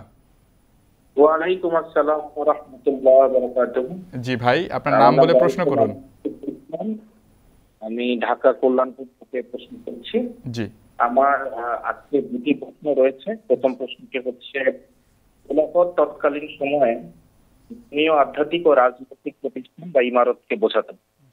সুতরাং যে দিন ত্যাগ করলো, সে রাষ্ট্র বিরোধিতাও করলো, তাকে হত্যা করো। বুখারীর এই হাদিসটি আসলে তাহলে সত্য কথা, যেহেতু দিন ত্যাগ করা মানে একই সাথে ধর্ম এবং রাষ্ট্রকে বিদ্রোহ করা, সুতরাং যে দিন ত্যাগ করলো তাকে হত্যা করো। বুখারীর এই হাদিসটিকে মিথ্যা প্রমাণ করার কোনো প্রয়োজন হয় না। অথচ আহমদিয়া জামাতে তাদের যে মাসলা, এখানে দিন এবং রাষ্ট্র দুটা আলাদা হয়, ধর্ম এবং রাষ্ট্র দুটা আলাদা। তাদের খেলাফত মানে হচ্ছে পীর মুরিদির মতো একটা সিলসিলা টাইপের, অথচ খোলাফায়ে রাশিদিনের যে খেলাফত সেটা ছিল রাষ্ট্র ধর্মীয় দুটার একটা কম্বিনেশন টাইপের, ধর্মীয় এবং রাজনৈতিক। তো ওনারা কেন এই হাদিসটিকে অস্বীকার করতে উদ্যত হয়েছেন এটি আমার বোধগম্য নয়। এটি প্রথম প্রশ্ন। আমার দ্বিতীয় প্রশ্নটি হচ্ছে, মির্জা কাদিয়ানী কাদিয়ানী সাহেব রুহানি খাজানায় 21 পৃষ্ঠা 356 উনি বলেছেন, मेरा ये दावा नहीं है कि मैं वो महदी हूँ जो उनके मिस्ताक की वालगी फातिमा व मिन फितराती वगैरह है, बल्कि मेरा दावा तो मसीह माऊद होने का है। अब आरेक जगह उन्हीं বলেছেন যে खुदा ने मुझे ये शर्त बख्शाया है कि मैं इजरायली भी हूँ और फातिमी भी, और दोनों कौमों से हिस्सा रखता हूँ। एक ही जगह उन्हीं फातिमी, एक जगह আমি ফাতিমি না। মানে এই যে বৈপরীত্য কেন? আর শেষে আমি মৌলানা আব্দুল আওয়াজ সাহেবের কাছে দোয়া চাই, আল্লাহ যেন আমাকে সহি দিনের মাসলাক বোঝার তৌফিক দেন এবং ওনাকেও যেন সহি দিনের মাসলাক বোঝার তৌফিক দেন। আমিন। জি জি, ধন্যবাদ ভাই আপনাকে আপনার প্রশ্নের জন্য। প্রশ্ন স্পষ্ট ছিল মৌলানা সাহেব। আমরা সবাই ইহদিনাস সিরাতাল মুস্তাকিমের দোয়া করি, এবং আপনি যে শেষে দোয়াটার কথা বললেন এটাতে আমরা সবাই আন্তরিকভাবে আমিন বলছি। আল্লাহ তাআলা আমাদেরকেও সুপথে এবং সঠিক পথে পরিচালিত করুন, আপনাদেরকেও সঠিক পথে পরিচালিত করুন। আমরা সবাই আল্লাহকে চাই, আল্লাহর নৈকট্য আমাদের উদ্দেশ্য এবং কিবলা। আপনার এই যে প্রথম অংশটা যতটুকু আমি বুঝেছি, এখানে সাউন্ড সিস্টেমে ঘোলাটে বিষয় ছিল। যদি আমি বুঝে থাকি ঠিক মতো, তাহলে আপনি মুরতাদ্দিনের বিষয়ে প্রশ্ন তুলেছেন এবং রাষ্ট্রদ্রোহিতার সাথে এটার সম্পর্কটা কি এটাও প্রশ্ন আকারে তুলে দিয়েছেন। আমি এটা আপনার কাছে পরিষ্কার করে দিই, তাহলে আপনার জন্য সুবিধা হবে। ইরতাদ্দা শব্দের অর্থ হলো সে তার ধর্ম পরিত্যাগ করে পূর্ববর্তী অবস্থায় ফিরে গেছে। ইরতাদ্দা, সে তার ধর্ম পরিত্যাগ করে পূর্ববর্তী অবস্থায় ফিরে গেছে। এইটা ব্যক্তিকে নিজে করতে হয়। মুরতাদ অন্যে বলে কাউকে মুরতাদ বানাতে পারে না। মুরতাদ মানে সে ব্যক্তি যে নিজে নিজের ধর্ম পরিত্যাগ করে এবং পূর্ববর্তী অবস্থায় ফিরে যায়। রাদ মানে হচ্ছে ফিরে যাওয়া, ফিরিয়ে দেওয়া বা ফিরে যাওয়া। এখানে ইরতাদ্দা মানে হচ্ছে সে নিজে ফিরে যায়। অন্যের ফতোয়াতে কেউ মুরতাদ হয় না। ধর্মত্যাগী হতে হলে নিজেকে ধর্মত্যাগ করতে হয়। নম্বর এক, হজরত মোহাম্মদ রসুল্লাহ সাল্লাল্লাহু আলাইহি ওয়াসাল্লামের জীবনের একেবারে শেষ পর্যায়ে, যেখানে বিভিন্ন জায়গায় মাথাচাড়া দিচ্ছিল ফিতনা, আর যা হজরত আবু বকর সিদ্দিক রাদিয়াল্লাহু আনহুর পুরো খেলাফতকাল অর্থাৎ 2 বছর পর্যন্ত সারাটা আরবে ছড়িয়ে গিয়েছিল এবং তিনি তা দমন করেছিলেন সফলভাবে। এবং হজরত আবু বকর সিদ্দিকের পরেও এই কাজ দমন নীতি, রাষ্ট্রদ্রোহিতার দমন নীতি বজায় থাকে, সেটা সম্বন্ধে জানতে হবে। যখনই সেই যুগে কেউ বলতো যে এরা মুরতাদ্দিন, এর অর্থ হলো এরা সশস্ত্র রাষ্ট্রদ্রোহী ধর্মত্যাগী দল। কেবল ধর্মত্যাগ নয়, এরা রাষ্ট্রদ্রোহী, কিন্তু তার সাথে আরেকটা জায়গা আছে সশস্ত্র।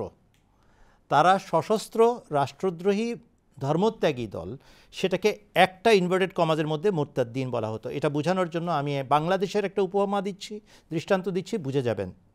বাংলাদেশে একটা আন্ডারগ্রাউন্ড দলের নাম সর্বহারা পার্টি। সর্বহারা, যার কিছু নাই, বেচারা। তাদের সাথে সারাক্ষণ যুদ্ধ বিগ্রহ, দ্বন্দ্ব বিগ্রহ লেগে থাকে আমাদের আইন শৃঙ্খলা বাহিনীর। কেন? সর্বহারা হওয়া তো কোনো দোষের না। যদি কারো কিছু না থাকে সম্পদ, সে তো দয়ার পাত্র, তাকে গুলি করে মারা হয় কেন? কেননা এই সর্বহারা হচ্ছে সেই দল যারা বলে আমাদের কিছু নাই, আমরা এখন ছিনিয়ে নেব এবং দখল করব ক্ষমতা। প্রশাসনকে আমরা বৃদ্ধাঙ্গুলি দেখাই এবং তারা থানা লুট করে, তারা অস্ত্র লুট করে, ডাকাতি করে। এবং সর্বহারা পার্টি মানে হচ্ছে একটি সশস্ত্র দল যেটা প্রশাসনের বিদ্রোহী দল এবং রাষ্ট্রের জন্য হুমকি স্বরূপ। এটা আমরা বাংলাদেশের লোক জানি। সর্বহারা বলতে কেবল সম্পদহীন নয়, গরিব দুঃখী মানুষের নয়, এটার মানে আরও এটার সাথে অ্যাডিশনাল কিছু বিষয় জড়িত আছে। ঠিক একইভাবে হজরত আবু বকর সিদ্দিক রাদিয়াল্লাহু আনহুর যুগে যে মুরতাদ্দিনের বিরুদ্ধে জিহাদ পরিচালিত হয়, সেটা কেবল ধর্মত্যাগের কারণে অবশ্যই ছিল না। হজরত রসুল আকরাম সাল্লাল্লাহু আলাইহি ওয়াসাল্লামের সামনে ধর্মত্যাগ করে লোকেরা জীবন্ত এবং সুস্থ বেরিয়ে গেছে, তাদেরকে হুজুর সাল্লাল্লাহু আলাইহি ওয়াসাল্লাম হেসে বিদায় দিয়ে দিয়েছেন। মদিনার কোনো ক্ষতি হবে না, যাক বিদায় নিক, আপদ গেল, কোনো ক্ষতি হবে না। কিন্তু যেখানে হজরত আবু বকর সিদ্দিক বা রাষ্ট্র ক্ষমতা প্রয়োগ করে, প্রশাসনিক ক্ষমতা প্রয়োগ করে দমন করা হয়েছে, সেখানে সশস্ত্র রাষ্ট্রদ্রোহিতা দমন করা হয়েছে। ধর্মত্যাগের কারণে তাদেরকে শাস্তি দেওয়া হয় নাই। ধর্মত্যাগ করার বিষয়টি মানুষের বিবেক স্বাধীনতা, ব্যক্তি স্বাধীনতার সাথে জড়িত। শাস্তিযোগ্য অপরাধ ছিল সশস্ত্র রাষ্ট্রদ্রোহিতা। এই কারণে মুরতাদ্দিনের ব্যাপারটায় শাস্তিযোগ্য অপরাধ হয়েছিল তখন। কিন্তু এখন যদি কোনো ব্যক্তি বলে আমি ধর্মত্যাগ করলাম, কিন্তু সে রাষ্ট্রের জন্য কোনো হুমকি না, মানুষের জন্য কোনো হুমকি না, তার জন্য পূর্ণ স্বাধীনতা আছে। কোরআন শরীফ এই গ্যারেন্টি দান করে। এখন কোরআন শরীফের একটা নয়, দুটো নয়, আমি আপনাকে শুধুমাত্র murder in the name of আল্লাহর পৃষ্ঠা নম্বর 85 এবং 86 তাকাতে বলবো। সেখানে কমপক্ষে 40টা আয়াতের রেফারেন্স আছে, যেখানে কোরআন শরীফের উদ্ধৃতি দিয়ে হজরত মির্জা তাহের আহমদ সাহেব দেখাচ্ছেন বিবেকের স্বাধীনতা তাহলে যাবে কোথায়? যদি ধর্মত্যাগ করলে মানুষের ফাঁসি হয় বা গুলি করে মেরে ফেলা হয়, তাহলে ধর্ম যে স্বাধীন গ্রহণ এবং বর্জনের বিষয়টা, সেই ঘোষণা কোথায় যাবে সুপ্রিম কোর্টের? অতএব কখনো ধর্মকে একটা ইঁদুরের ফাঁদ বানাবেন না। একদিক থেকে ঢুকলাম কিন্তু আর বেরোনো যায় না, এরকম বিষয় নয়। ধর্ম ত্যাগ করা বা ধর্ম গ্রহণ করা সম্পূর্ণভাবে বিবেকের স্বাধীনতার সাথে জড়িত একটা বিষয়। কেউ চাইলে মানতে পারে, কেউ চাইলে অস্বীকার করতে পারে। আমাদের এই যে সত্যের সন্ধানের অনুষ্ঠানের সূচনাতে আমরা যে কোরআন শরীফের সূরা কাহাফের আয়াত 29 আপনাদেরকে শোনাই, বা 30, আমাদের গণনা অনুযায়ী 30 হবে, একটা আয়াত বাড়তি হবে। সেখানে কি বলা আছে? কুলিল হাক্কু মির রাব্বিকুম ফামান শাআ ফালইউমিন ওয়া মান শাআ ফালিয়াকফুর। এরপরে আছে আল্লাহ শাস্তি দিবেন, পরকালে শাস্তি দিবেন, বান্দা দিবে না। এই জন্য আমি কথাটা বলতে পারছি যে আপনারা যে কোনো জায়গায় হাত দিবেন সেখানে মুরতাদ্দিনের শাস্তি আছে, কিন্তু ওটা আল্লাহর হাতে, বিষয়টা আল্লাহর, বান্দার না। অতএব আসেন আমরা বিষয়টাকে বুঝে শান্তিপূর্ণ ইসলাম পালন করি। এইটুক দাওয়াত রাখলাম। আপনাকে ধন্যবাদ। জি, ধন্যবাদ মৌলানা সাহেব। ভাই শফিকুল ইসলাম সাহেব, আপনার দ্বিতীয় প্রশ্নের উত্তর আমরা বিরতির পরে দিব। আমাদের দেখতে দেখতে আমরা 1 ঘন্টা পার করে ফেলছি, এই জন্য আমাদেরকে এখন বিরতিতে যেতে হচ্ছে। আপনারা যারা ধৈর্য ধরে আমাদের সাথে আসেন, আশা করি আপনারা আমাদের সাথেই থাকবেন। আসসালামু আলাইকুম ওয়া রাহমাতুল্লাহি ওয়া বারাকাতুহু।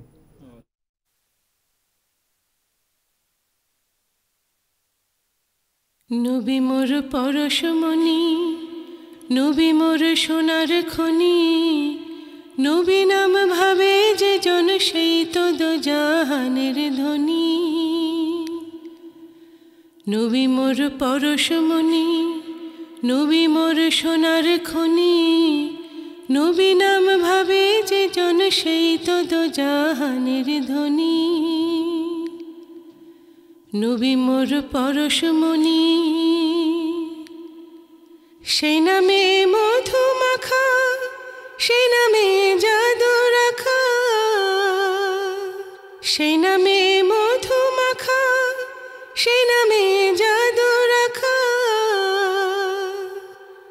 সেই নামে মজনু হইল, সেই নামে মজনু হইল মওলা আমার কাদের গুনি। নবী মোর পরশমণি, নবী মোর সোনার খনি, নবী নাম ভাবে যে জন সেই তো দোজাহানের ধ্বনি।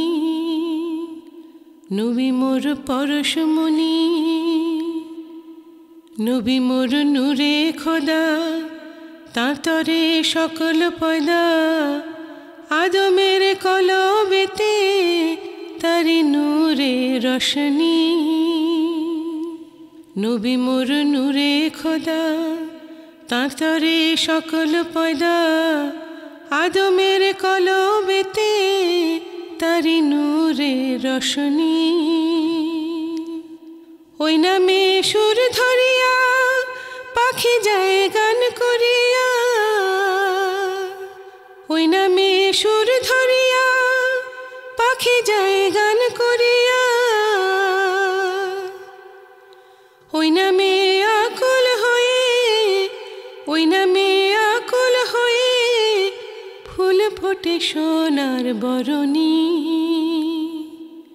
নবী মোর পরশমণি, নবী মোর সোনার খনি, নবী নাম ভাবে যে জন সেই তো দোজাহানের ধ্বনি। নবী মোর পরশমণি,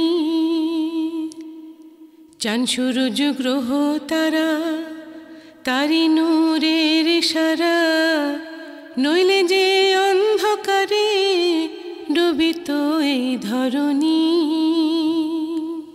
চাঁদ সূরজ গ্রহ তারা, তারি নূরের সারা, নইলে যে অন্ধকারে ডুবিত এই ধরণী। নিদানে আখেরাতে তারাইতে পুলসিরাতে, নিদানে আখেরাতে তারাইতে পুলসিরাতে, কান্ডারি হইয়া নবী, কান্ডারি হইয়া নবী পার করিবে সেই তরণী। নবী মোর পরশমণি, নবী মোর সোনার খনি, নবী নাম ভাবে যে জন সেই তো দোজাহানের ধ্বনি। নবী মোর পরশমণি, নবী মোর সোনার খনি, নবী নাম ভাবে যে জন সেই তো দোজাহানের ধ্বনি। সেই নামে মধু মাখা, সেই নামে জাদু রাখা, সেই নামে মধু মাখা, সেই নামে জাদু রাখা। সেই নামে মজনু হইল, সেই নামে মজনু হইল মওলা আমার কাদের গনি। নবী মোর পরশমণি, নবী মোর সোনার খনি, নবী নাম ভাবে যে জন সেই তো দোজাহানের ধ্বনি। নবী মোর পরশমণি।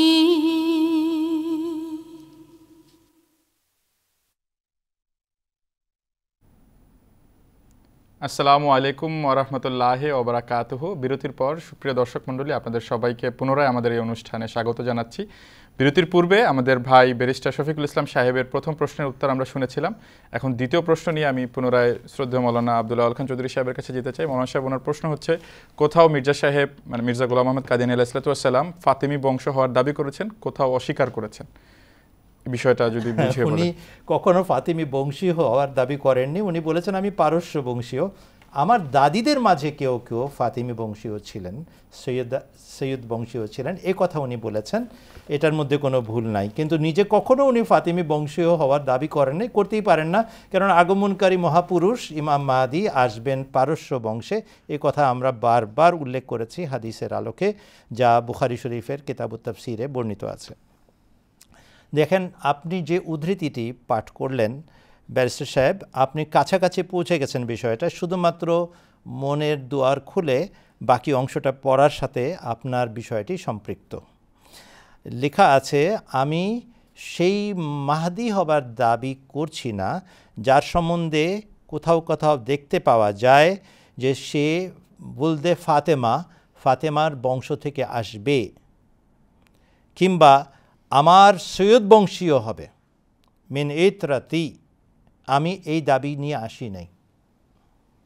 আমি হচ্ছি সেই মহাপুরুষ হবার দাবিদার যার সম্বন্ধে বলা হয়েছে তিনি মাহদীও বটে, আর ইমাম মাহদী, আর উনি ঈসা ইবনে মারিয়মও বটে।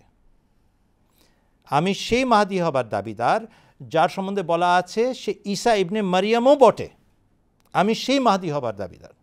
আর এই যে ওয়ালাল মাহদিও ইল্লা ঈসা ইবনে মারিয়ামা, যেটা ইবনে মাজা শরীফের হাদিস, এই প্রশ্নের উত্তরে যেটা আপনি কোট করেছেন বারাহিন আহমদিয়াতে, সেখানে শেষের বাক্য এটা লিখে দিয়েছেন যে আমি এই মাহদী হবার দাবিদার। তার মানে কি বোঝা গেল? হযরত মির্জা গোলাম আহমদ কাদিয়ানী আলাইহিসসালাম আল মাহদী, প্রতিশ্রুত মাহদী, যার জন্য মানুষ অপেক্ষমান, এবং আল মসিহ আল মাউদ, প্রতিশ্রুত মসিহ হবার দাবি করছেন। কোনো একজন বুজুর্গ ব্যক্তি কোনো একটা গ্রামে গিয়ে কোনো একটা হেদায়েতের কথা বুঝিয়ে দিয়ে এসেছেন, সফল হয়ে গেছেন। কোনো একটা জায়গায় গিয়ে ইসলাম প্রচার করেছেন, সফল হয়ে গেছেন। কোনো বাড়িতে গিয়ে হিজরত করেছেন, কোনো দেশ থেকে আরেক দেশে গিয়ে হিজরত করেছেন, বুঝিয়ে দিয়েছেন, ইসলামের সেবা করেছেন। এটাকেও মাহদী বলে। সব হেদায়েতেরই কাজ করছেন। আল মাহদী একজন, আর তিনি আল মসিহুল মাউদও বটে। ওয়ালাল মাহদিও ইল্লা ঈসা ইবনে মারিয়ামা হাদিসের দিকে তিনি পরিষ্কারভাবে উল্লেখ করেছেন। और वो ये है ला महदी इल्ला ईसा, यानी कोई महदी नहीं, सिर्फ ईसा ही महदी है जो आने वाला है। তো এই কথাটা সবচেয়ে বেশি গ্রহণযোগ্য, এই কথাটা উল্লেখ করেছেন এখানে। এর মধ্যখানে এই প্রশ্ন যেটা দিয়ে আপনি সূচনা করলেন আপনার প্রশ্নের, সেটার মধ্যখানে উনি বলেছেন কেন মাহদী সংক্রান্ত হাদিসের মধ্যে এত রকমের গণ্ডগোল দেখতে পাওয়া যায়। কেননা আব্বাসী খলিফারা, তথাকথিত খলিফারা, এরা ওই খেলাফতের রাশেদিনের অধীনস্থ নন, অন্তর্ভুক্ত নন। তারা নিজেদেরকে মাহদী বানানোর ক্ষেত্রে খুব সচেতন ছিলেন যে কোনো মতে এমন একটা বর্ণনা বানাতে হবে, বিবৃতি বানাতে হবে যেটাতে আমি ওই মাহদী হয়ে যাই। এই জন্য বানানো অনেক হাদিস বাজারে ছাড়া হয়েছে। আমি তার কোনোটারই পরোয়া করি না, আমি শুধু করি সেটার যেখানে বলা হয়েছে ওয়ালাল মাহদিও ইল্লা ঈসা ইবনে মারিয়াম। এই যদি আপনাকে সিকোয়েন্সটা আমি বুঝালাম, যদি এটা আপনি পড়ে নেন আপনার জন্য বিষয়টা অত্যন্ত স্পষ্ট হয়ে যাবে। রইল বাকি আমি আপনার দ্বিতীয় অংশ, কেন তিনি আবার দাবি করছেন সেটার উত্তর আমি প্রথমে দিয়ে নিয়েছি। তিনি কখনো সৈয়দ বংশীয় হবার দাবিদার নন, বলেছেন আমার দাদিদের মাঝে কেউ কেউ সৈয়দ বংশীয় ছিলেন। সেই অনুপাতে যারা মনে করে যে ইমাম হওয়ার জন্য সৈয়দের রক্ত থাকা আবশ্যক, আমার গায়েও সৈয়দের রক্ত আছে, এটা বোঝানোর জন্য উনি এটা বলেছিলেন। ধন্যবাদ। ধন্যবাদ মৌলানা সাহেব আপনাকে উত্তরের জন্য। ভাই ব্যারিস্টার শফিকুল ইসলাম সাহেব, আশা করি আপনি আপনার প্রশ্নের উত্তর পেয়েছেন। আপনি যদি আরও আমাদের জামাত সম্পর্কে জানতে চান, পরিষ্কার কথা বলতে চান, তাহলে আপনাকে আমাদের জামাতের কেন্দ্র 4 নং বকশীবাজারে আমন্ত্রণ জানাচ্ছি। আসেন, সামনাসামনি কথা বলেন, বিষয়গুলো পরিষ্কার হয়ে যাবে। এ পর্যায়ে আমি দেখতে পাচ্ছি সৈয়দপুর থেকে একজন বোন রয়েছেন আমাদের সাথে লাইনে। আসসালামু আলাইকুম ওয়া রাহমাতুল্লাহি ওয়া বারাকাতুহু। জি ওয়ালাইকুম আসসালাম। নাম বলে আপনার প্রশ্নটি করুন। জি, আমি থেকে বলতেছিলাম। আমার দুইটা প্রশ্ন ছিলেন।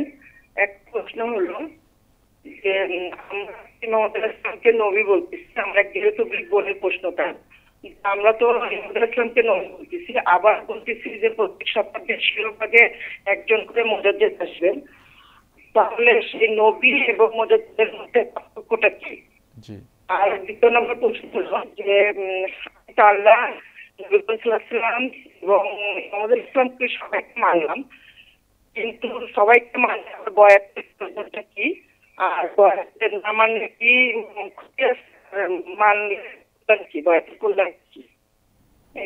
আচ্ছা আচ্ছা, ধন্যবাদ বোন আপনাকে। একটু অস্পষ্ট ছিল প্রশ্নগুলো, আমি যাচ্ছি শেখ মুস্তাফিজুর রহমান পলাশ সাহেবের কাছে। প্রশ্নগুলো বলতে হবে আপনাকে।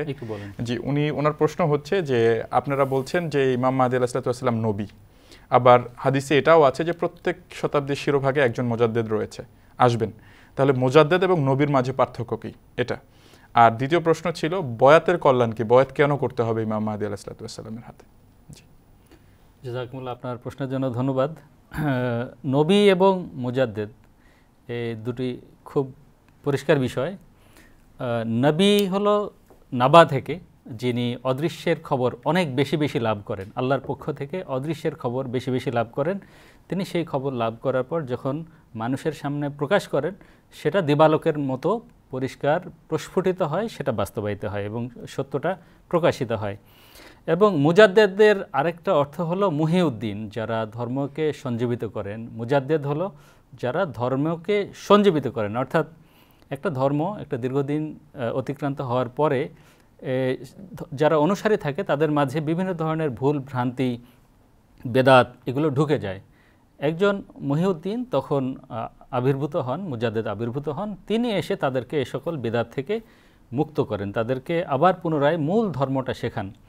মহানবী হযরত মুহাম্মদ সাল্লাল্লাহু আলাইহি ওয়াসাল্লাম রাহমাতুল আলামিন, আমাদের প্রিয় মুনিব, তিনি ইসলাম ধর্মের প্রবর্তক, যিনি আল্লাহ তাআলার পক্ষ থেকে পবিত্র কুরআনের মাধ্যমে এই ইসলামের শিক্ষা এই জগতে প্রচার করেছেন, প্রসার করেছেন এবং আল্লাহ তাআলা এই কুরআনকে সুরক্ষিত রাখবেন বলে পবিত্র কুরআনে তিনি ঘোষণা দিয়েছেন। কিন্তু একটা বিষয়, এই কুরআনের ওপর একটা সময় গিয়ে মানুষ সঠিকভাবে আমল করবে না, সঠিকভাবে নামাজ পড়বে না, সঠিকভাবে ইবাদত করবে না, অনেক ভুল ভ্রান্তি সৃষ্টি হবে। এই কারণে মহানবী সাল্লাল্লাহু আলাইহি ওয়াসাল্লাম আল্লাহর পক্ষ থেকে জেনে বলেছেন যে প্রত্যেক শতাব্দীর শিরোভাগে একজন করে মুজাদ্দিদ আসবেন, যারা এই ধর্মকে সঞ্জীবিত করবেন, অর্থাৎ ধর্মের মাঝে মানুষ যে সকল বেদাত ঢুকানোর চেষ্টা করবে বা ধর্ম থেকে বিচ্যুত হবে, তখন তাদেরকে আবার ঐক্যবদ্ধ করার জন্য, তাদেরকে আবার মূল ধর্ম শেখানোর জন্য তারা আবির্ভূত হবেন। মুজাদ্দিদ যিনি হবেন, তিনি নিজেকে তার জন্য মুজাদ্দিদ হিসেবে প্রকাশ করা, অর্থাৎ আমি মুজাদ্দিদ এই কথা বলা আবশ্যক না। কেননা মহানবী সাল্লাল্লাহু আলাইহি সাল্লাম তাঁর হাতে বয়াতের বিষয় বলেন নেই এবং তারা সমগ্র বিশ্বব্যাপী তারা আসবেন না, তারা কোনো কোনো অঞ্চলে আসবেন। এই জন্য মহানবী সাল্লাল্লাহু আলাইহি সাল্লাম উম্মতের সুবিধার্থে তাদের হাতে বয়াতের বিষয়টা বলেননি। কিন্তু শেষ যুগে যিনি আগমনকারী ঈসা, তার বিষয়ে মহানবী সাল্লাল্লাহু আলাইহি সাল্লাম বলেছেন যে তিনি নবী হবেন এবং যিনি নবী হবেন তার হাতে বয়াত করা আবশ্যক হবে। আর যিনি নবী হন, একটু আগেও বলেছি যে আল্লাহ তাআলার পক্ষ থেকে তিনি গায়েবের অনেক অনেক খবর পান, আল্লাহ তার সাথে কথোপকথন করেন। মুজাদ্দিদ যিনি হন, তিনি কোনো সাধারণ ব্যক্তিত্ব না, তারাও ফানাফিল্লাহ হন, আমি আব্দুল কাদের জিলানির একটা ঘটনা বলতে পারি। তিনি তার জীবনে একটা ঘটনা বলেছেন যে একবার কাশফে তিনি দেখেছেন যে তারও মোরাকাবা হয়েছে, তিনিও আল্লাহর সাক্ষাৎ লাভ করেছেন, তারও মেরাজের মতো ঘটনা ঘটেছে। তবে নবী রসুলদের যে মেরাজ হয় সেই পর্যায়ের মেরাজ না, তিনি বলেছেন তার আগ পর্যন্ত তারাও মহান ব্যক্তিত্ব হন এবং তারা ধর্মের বিরাট সেবা করেন। কিন্তু যারা আল্লাহর পক্ষ থেকে প্রত্যাদিষ্ট নবী হন, যারা আল্লাহর পক্ষ থেকে গায়েবের অদৃশ্যের সংবাদ পান, তাদের হাতে বয়াত করাটা আবশ্যক হয়। এ যুগে যেহেতু মহানবী সাল্লাল্লাহু আলাইহি সাল্লাম, আগমনকারী ঈসা ইবনে মারিয়াম এবং ইমাম মাহাদি একই ব্যক্তি, এটি এর আগেও আলোচনা হয়েছে। আল্লাহ তাআলা তাকে এই জগতে পাঠিয়েছেন মুসলিম উম্মাকে শুধু নয়, সমস্ত ধর্মের অনুসারীদেরকে একত্রিত করার জন্য, সমস্ত ধর্মের অনুসারীদেরকে হেদায়েত দেওয়ার জন্য। এটা পবিত্র কুরআনের সূরা সাফে এটি স্পষ্টভাবে উল্লেখ করা আছে, আপনারা সেখানে দেখে নিতে পারেন। এবং সেটার তাফসিরে অনেক ওলামায়ে কেরাম তারা বলেছেন শেষ যুগে ইমাম মাহাদির মাধ্যমে এই কাজ সংগঠিত হবে। এই কারণে যেহেতু ইমাম মাহাদি আলাইহিস সালাম সমস্ত জগৎকে এক ধর্মের ছায়াতলে নিয়ে আসবেন, এক খোদার ইবাদতের ছায়াতলে নিয়ে আসবেন, এই জন্য ইমাম মাহাদির হাতে বয়াত করাটা সবচেয়ে বেশি গুরুত্বপূর্ণ এই যুগে। কিন্তু মুজাদ্দেদের বিষয়টা আমি আশা করি আপনার কাছে ক্লিয়ার হয়েছে, পরিষ্কার হয়েছে, এবং নবীর বিষয়টাও আশা করি আপনার কাছে পরিষ্কার হয়েছে। জি, ধন্যবাদ মৌলানা সাহেব। বোন শিরিন সালমা, আশা করি আপনি আপনার প্রশ্নের উত্তর পেয়েছেন। একই রকমের একটি প্রশ্ন করেছিলেন আমাদেরকে চট্টগ্রাম থেকে শান্তা, আশা করি আপনিও আপনার প্রশ্নের উত্তর পেয়েছেন। যেহেতু একই ধরনের প্রশ্ন, এই জন্য আপনার প্রশ্নটা আমরা এখন নিতে পারছি না। এ পর্যায়ে আমি শ্রদ্ধেয় মৌলানা আব্দুল আউয়াল খান চৌধুরী সাহেবের কাছে একটি প্রশ্ন নিয়ে যেতে চাই। আমাদের কাছে ঢাকা থেকে ফোন করেছিলেন গোলাম মুর্তুজা সাহেব, তার এক মেহমানের পক্ষ থেকে প্রশ্ন, আর আমরা ওনার সাথে যোগাযোগ করার চেষ্টা করেছি, কোনো কারণে ওনাকে আমরা লাইনে পাইনি। ওনার প্রশ্ন হচ্ছে যে আপনারা দাবি করছেন যে ইমাম মাহদী আলাইহিসসালাম এসে গেছে, কিন্তু অধিকাংশ মুসলমানরা বলছে যে ইমাম মাহদী এখনও আসেনি, কিন্তু আপনাদের দাবির ভিত্তি কি? কোরআন শরীফ। আমাদের দাবির ভিত্তি হচ্ছে আল কোরআন। কোরআন শরীফে যে কোনো প্রত্যাদিষ্ট মহাপুরুষের আগমনের যে যুগের লক্ষণ, তার জীবনে যে সমস্ত লক্ষণ এবং তার যে ফলাফল, সেগুলো বর্ণিত আছে। যদি সেই দাবির সাথে সেই লক্ষণগুলো মিলে যায়, এই দাবি সত্য প্রমাণিত হয়। প্রথম কথা হচ্ছে যুগের দুরবস্থা। কোরআন শরীফে লেখা আছে যে যখন অন্ধকার ছেয়ে যায়, অমানিসার মতো অন্ধকার, তখন আল্লাহর পক্ষ থেকে জ্যোতি অবতীর্ণ হয়, মানুষকে পথ দেখানোর ব্যবস্থা নিশ্চিত করা হয়। আলোর যুগে আসে না। এই কারণে যখন হেদায়েত শূন্য যুগের অবতারণা হয় বা ছেয়ে যায় সেই যুগ, তখন যদি কোনো ব্যক্তি দাবি করেন, এই দাবি ফেলা যায় না। লেখা আছে জাহার আল ফাসাদো ফিল বাররে ওয়াল বাহারে। মহানবী সাল্লাল্লাহু আলাইহি ওয়াসাল্লামের যুগের চিত্র অঙ্কন করতে গিয়ে আল্লাহ তাআলা এই আয়াত নাজিল করেছেন যে স্থলভাগ এবং জলভাগ সমস্ত জায়গায় নৈরাজ্য ছেয়ে গেছে। অতএব এই লক্ষণটা খুব মৌলিক লক্ষণ। দ্বিতীয় পয়েন্ট হচ্ছে যে যখন কোনো ব্যক্তি আল্লাহর পক্ষ থেকে প্রত্যাদিষ্ট হওয়ার জন্য আগমন করেন, তার দাবির পূর্বেকার জীবন নিষ্কলুষ হওয়া আবশ্যক। কোরআন শরীফ করে দেখেন, যেখানে যেখানে নবী রাসূলের ইতিহাস বর্ণিত আছে, ঘটনা বর্ণিত আছে, সেখানে এই স্বীকৃতিও আপনি দেখতে পারবেন যে তাকে তার জাতি তার দাবির পূর্বকালে সবচেয়ে গণ্যমান্য, সবচেয়ে ভালো এবং সবচেয়ে পবিত্র মানুষ জানত। এই কারণে এই কথা সাব্যস্ত হয় কোরআন শরীফের মানদণ্ডে যে দাবিদারের দাবির পূর্বে তার জাতি তাকে কি বলতো, যদি তাকে সত্যবাদী বলতো, তাকে নির্মল চিত্তের অধিকারী বলতো, তাহলে তার দাবি গ্রাহ্য করো। কেননা দাবির পরে তো সবাই বিরোধী হয়ে যায়। দাবির আগে কি বলতো এটা দেখো। একটু আগে আমরা রাসূল আকরাম সাল্লাল্লাহু আলাইহি ওয়াসাল্লামের জীবনী আলোচনা করার সময় এটা দেখিয়েছি যে ওই মক্কা নগরীতে তার আত্মীয় স্বজনদেরকে যখন তিনি তাবলীগ করছিলেন, প্রথমে তাদেরকে জিজ্ঞেস করলেন যে আমি যদি এই কথা বলি মানবে? বলে হ্যাঁ অবশ্যই মানবো, তুমি তো সত্যবাদী। কিন্তু যখন দাবি করলেন অমনি খেপে গেল সবাই। তাহলে দাবির পূর্বেকার জীবন নিষ্কলুষ এবং নির্মল হওয়াটা নবুয়তের জন্য বা দাবিদারের সত্যতার প্রমাণের জন্য আবশ্যক। এরপরে চরম বিরোধিতা তার সত্যতার লক্ষণ। কোরআন শরীফে এটা লেখা আছে বিভিন্ন জায়গায়, বিশেষ করে সূরা ইয়াসিনের 31 নম্বর আয়াতের কথা উল্লেখ করা হয়েছিল একটু আগে। যখনই আল্লাহর পক্ষ থেকে প্রত্যাদিষ্ট মহাপুরুষ আসবেন, তার বিরোধিতা হবেই হবে। আমরা এই জন্যই এই ব্যক্তিকে সত্যবাদী মানি যে কোরআনের মানদণ্ডে তিনি উত্তীর্ণ হচ্ছেন। দেখেন এই যে আমরা স্ক্রিনে দেখছি সূরা ইয়াসিনের আয়াতটি, কি লেখা আছে ওখানে? ইয়া হাসরাতান আলাল ইবাদ মা ইয়াতিহিম মির রাসূলিন ইল্লা কানু বিহি ইস্তাহজিউন। এরপরে কি আছে? বলা আছে আলিমুল গায়বে ফালা ইউযহিরু আলা গায়বিহি আহাদান ইল্লা মান ইরতাযা মির রাসূলিন। আল্লাহ তাআলা একমাত্র অদৃশ্য বিষয় জ্ঞাত, অন্য কেউ আল্লাহ তাআলার মতো অদৃশ্য বিষয় জানে না। হ্যাঁ, ফালা ইউযহিরু আলা গায়বিহি আহাদান ইল্লা মান ইরতাযা মির রাসূলিন, আল্লাহ তাআলার পক্ষ থেকে এই গায়বের সংবাদ বেশি বেশি কেবল রসুলকে দেওয়া হয়, তার পক্ষ থেকে প্রেরিত মহাপুরুষকে দেওয়া হয়, অন্যকে বেশি বেশি জ্ঞান দেওয়া হয় না অদৃশ্য বিষয়। সূরা জিনের আয়াত নম্বর 27 এবং 28 স্ক্রিনে দেখানো হচ্ছে, দেখে নেন। আর দেখেন হযরত মির্জা গোলাম আহমদ কাদিয়ানী আলাইহিস সালাতু ওয়াস সালাম তার জীবদ্দশায় আল্লাহর পক্ষ থেকে অদৃশ্য বিষয়ে যে সমস্ত জ্ঞান পেয়েছেন, সংবাদ পেয়েছেন, তা তিনি ছাপিয়েও দিয়েছেন, ছাপা আকারে সংকলিতও আছে, সেগুলো পূর্ণ হয়েছে, হচ্ছে এবং হতে থাকবে। এটা সত্যবাদীর লক্ষণ। আরেকটা কথা মনে রাখবেন, কাতাবাল্লাহু লা আগলিবান্না আনা ওয়া রুসুলি, আল্লাহ তাআলা ঘোষণা দিয়ে বলছেন আমার পক্ষ থেকে যদি সত্যবাদী মহাপুরুষ আগমন করে সে কখনো বিফল মনোরথ হতে পারে না, সে বিজয়ী হবেই হবে। আর এটা সূরা আল মুজাদালাহ আয়াত নম্বর 22-এ আল্লাহ তাআলা ঘোষণা দিয়ে বলছেন আমি এবং আমার পক্ষ থেকে প্রেরিত মহাপুরুষ অবশ্যই জয়যুক্ত হই। প্রত্যেকটা ক্ষেত্রে হযরত মির্জা গোলাম আহমদ কাদিয়ানী আলাইহিস সালাতু ওয়াস সালামের বিরোধিতা হয়েছে এবং প্রত্যেকটা ক্ষেত্রে আল্লাহ তাআলা তাকে বিজয়ের পর বিজয় দিয়ে যাচ্ছেন। আর এটা 135 বছরের ধারাবাহিকতা আমরা দেখলে এই কথাই সাব্যস্ত হয়। হ্যাঁ, বিভিন্ন জায়গায় বিরোধিতা বেড়েছে, আল্লাহ তাআলা আরেকটা পথ খুলে দিয়েছেন, আরেকটা পথ খুলে দিয়েছেন, আরেকটা পথ খুলে দিয়েছেন।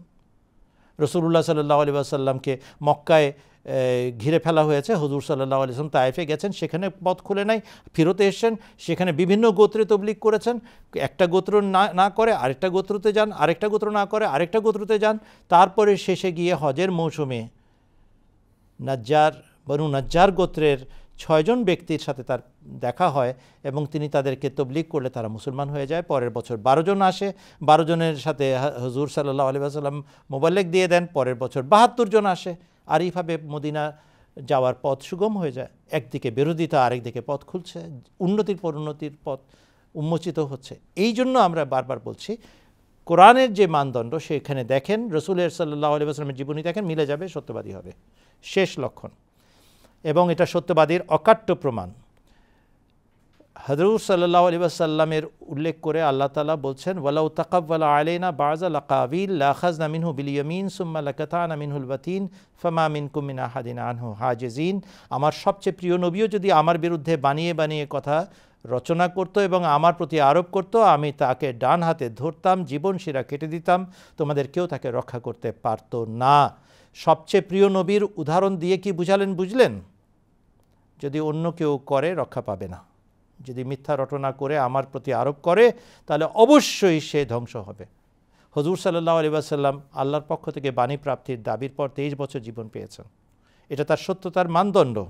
আর হযরত মির্জা গোলাম আহমদ কাদিয়ানী আলাইহিস সালাতু ওয়াস সালাম 1880 সাল থেকে বই ছাপাচ্ছেন, ইলহাম ছাপাচ্ছেন, আল্লাহর পক্ষ থেকে প্রাপ্ত বাণী ছাপাচ্ছেন, ভালোবাসার বাণী, কোনো শরীয়তের বাণী না। সেই অনুযায়ী এক হিসাবে তিনি 28 বছর, কমপক্ষে 26 বছর অবশ্যই জীবন পেয়েছেন। তাহলে তিনি সত্য না হয়ে পারেন না। আকাশে চন্দ্রগ্রহণ সূর্যগ্রহণের হাদিস পূর্ণ হয়েছে, অর্থাৎ ভবিষ্যৎবাণীতে যেভাবে বর্ণিত হয়েছিল সেভাবেই সূর্যগ্রহণ এবং চন্দ্রগ্রহণ অনুষ্ঠিত হয়েছে। এরপরে শুধু একটা কাজ বাকি থাকে ভাই, বয়াত করেন। যেহেতু কোরআনের ভিত্তিতে তিনি সত্য প্রমাণিত হয়েছেন, যেহেতু হাদিসের আলোকে তিনি সত্য প্রমাণিত হয়েছেন, এই জন্য আমরা মেনেছি, আপনারাও মানেন। এটাই আপনাদের কাছে আমাদের বিনীত অনুরোধ। ধন্যবাদ। ধন্যবাদ মৌলানা সাহেব। ভাই গোলাম মুর্তজা সাহেব, আশা করি আপনি আপনার প্রশ্নের উত্তর পেয়েছেন। আপনার যে জেরে তবলিগ আছে তাকে দেখানোর ব্যবস্থা করবেন। আমাদের সাথে অনেকেই ফোন লাইনে রয়েছেন। আমি এই পর্যায়ে দেখতে পাচ্ছি আমাদের সাথে ঢাকা থেকে একজন ভাই রয়েছেন। আসসালামু আলাইকুম। ওয়ালাইকুম আসসালাম। আমি ঢাকা বলছি। জি জি, আমি আপনাদের প্রথম মেহমান, বুঝছেন? জি জি জি, আমি আপনাদের প্রথম মেহমান এবং আমি লাইভ দেখতেছি। জি মাশাআল্লাহ। আমার প্রশ্ন হচ্ছে, আমাদের যে মসজিদের ইমামেরা বলে ইমাম আসবে পরের দিন বলেন অথবা সময়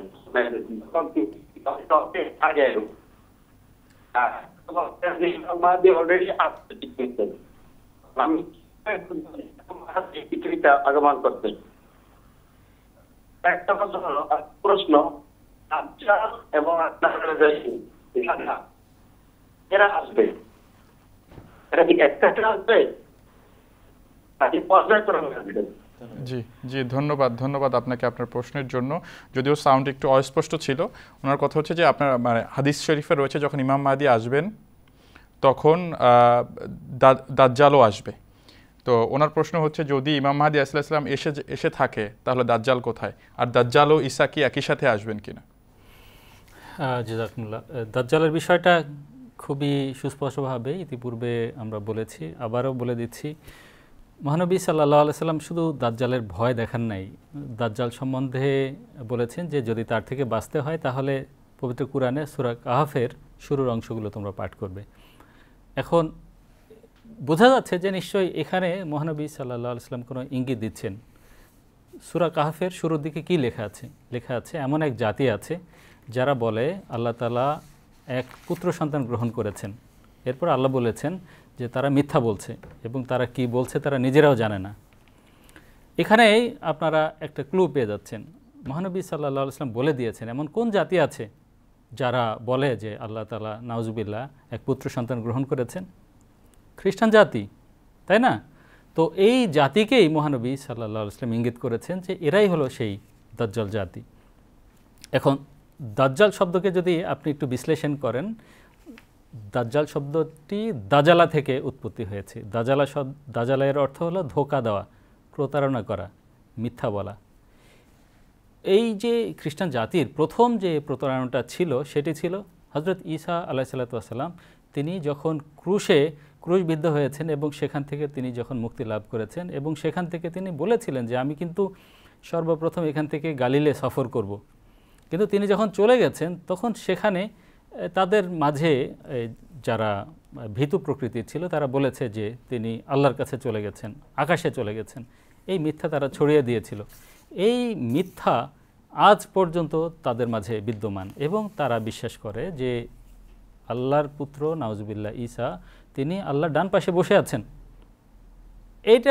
এই মিথ্যা দুনিয়াতে তারা ছড়াচ্ছে এবং এভাবে তাদের ধর্ম প্রচার করছে। ধর্মের আরও অনেকগুলো অসার দিক আছে, সেগুলো নিয়ে দীর্ঘ আলোচনা করছি না। কিন্তু মহানবী সাল্লাল্লাহু আলাইহি সাল্লাম দাজ্জালের বিষয়ে ইবনে মাজাতে যে হাদিস সংকলিত হয়েছে, দীর্ঘ হাদিস আছে, সেখানে দাজ্জালের বিষয়ে বলা আছে যে দাজ্জাল তার এক হাতে জান্নাত থাকবে আর এক হাতে জাহান্নাম থাকবে।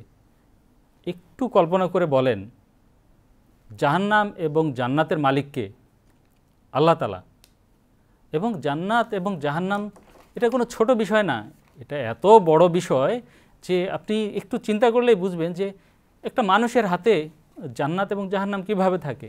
সাহাবীরা জিজ্ঞেস করেছিলেন, হে আল্লাহ রাসূল, আপনি দাজ্জালের বিষয়ে বলছেন, আমরা কিভাবে চিনব? আল্লাহ রাসূল বলেছিলেন, এই যে ইবনে কাতান দেখছো না, ইবনে কাতানের মতো। ইবনে কাতান পরবর্তীতে তিনি মুসলমান হয়ে গিয়েছিলেন এবং তার মৃত্যুর পর সাহাবীরা তার জানাজা পড়েছেন।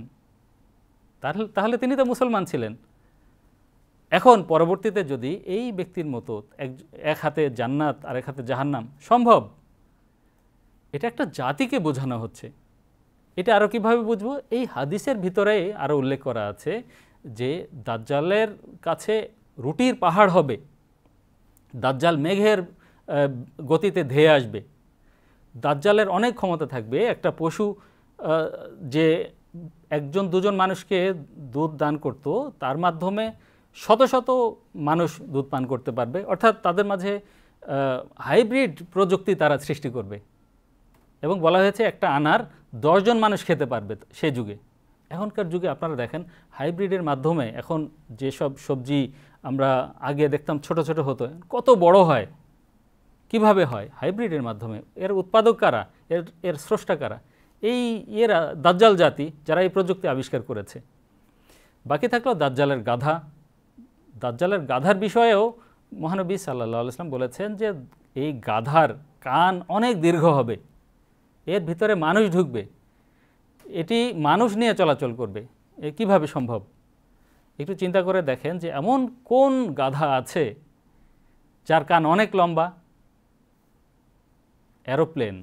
দেখেন অ্যারোপ্লেনের দুই পাশে এটি বাহ্যত ডানা, কিন্তু এটি কানের মতো মনে হয় এবং সেটি অনেক দীর্ঘ হয়, এর ভিতরে মানুষ প্রবেশ করে।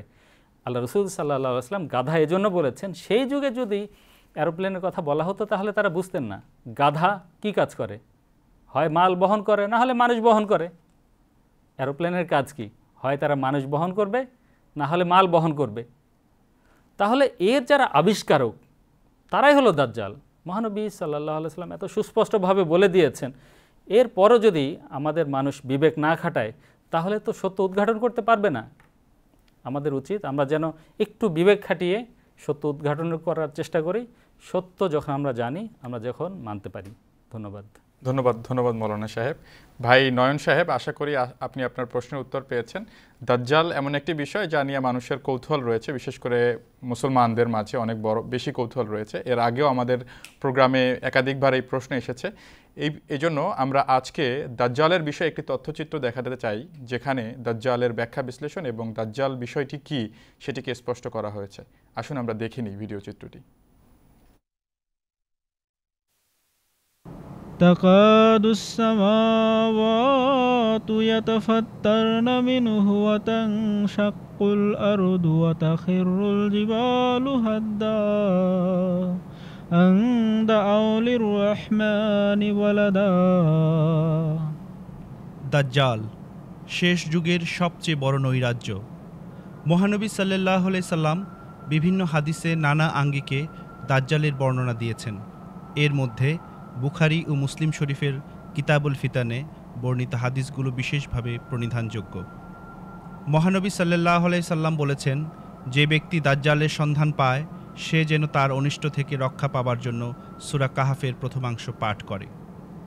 ওয়ায়ুনযিরাল্লাযীনা ক্বালু ইত্তাখাযাল্লাহু ওয়ালাদা। খ্রিস্টানরা বলে ঈশ্বর এক পুত্র সন্তান গ্রহণ করেছেন। দাজ্জালের একটি পরিচয় দিতে গিয়ে হাদিসে বর্ণিত হয়েছে, সে কানা হবে এবং আল্লাহ কানা নন। আরও একটি হাদিসে হযরত মুহাম্মদ মুস্তাফা সাল্লাল্লাহু আলাইহি সাল্লাম বলেছেন, দাজ্জালের ডান চক্ষুটি কানা হবে, যেন তা ফোলা আঙুরের ন্যায়, অর্থাৎ তার ধর্ম এবং নৈতিকতার দৃষ্টি অন্ধ হবে, কিন্তু তার জাগতিক দৃষ্টি প্রখর হবে। তৃত্ববাদ হচ্ছে ধর্মজগতের বিশৃঙ্খলার চরম রূপ, যা পাপাচারের বৈধতা দান করে। কেননা তাদের মতে ঈশ্বরপুত্র ঈশ্বর যিশু নাকি পাপের প্রায়শ্চিত্ত করে, পাপের বোঝা বহন করে ক্রুশে মৃত্যুবরণ করেছেন। দাজ্জালের পরিচয় সম্বন্ধে হাদিসে বিস্তারিতভাবে আরও বর্ণিত হয়েছে, দাজ্জাল একটি যুবককে চিহ্নিত করে দ্বিখণ্ডিত করে পুনরায় ডাক দিবে এবং সে তার ডাকে হাসতে হাসতে সাড়া দিবে। দাজ্জাল পতিত জমিকে আদেশ দিবে, পতিত জমি ফসল ফলাবে। দাজ্জাল প্রত্নতাত্ত্বিক ধন সম্পদ গ্রাস করবে এবং এর ধনভাণ্ডার তার অধীনস্থ হয়ে যাবে।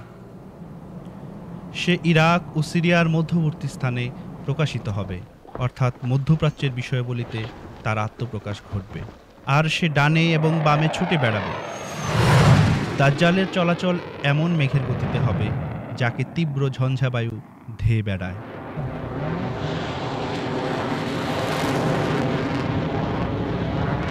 সে আকাশকে আদেশ দিবে, আকাশ বৃষ্টি বর্ষণ করবে। তার পশুপাল সবচেয়ে স্বাস্থ্যবান ও সবচেয়ে বেশি দুধ দানকারী হবে। দাজ্জাল যার প্রতি অসন্তুষ্ট সে জাতি বাহ্যত রিক্তহস্ত ও সর্বশান্ত হবে, এমনকি নিজেদের সম্পদ থেকে বঞ্চিত হবে। দাজ্জালের আবির্ভাবকালে ইয়াজুজ মাজুজ সম্পর্কে হাদিসে বর্ণিত হয়েছে, আল্লাহ জানিয়েছেন, আমি আমার এমন বান্দাদের উদ্ভব করেছি যাদের বিরুদ্ধে যুদ্ধে দাঁড়ানোর মতো ক্ষমতা কারোরই নেই, সুতরাং তুমি তাদেরকে নিয়ে তুর পর্বতে আশ্রয় নাও, অর্থাৎ শরীয়তের শিক্ষার আশ্রয় নাও। ইয়াজুজ মাজুজ সব ধরনের উচ্চতা থেকে অবলীলায় নেমে আসবে। দাজ্জাল বিশাল সেনাবাহিনীর অধিকারী হবে।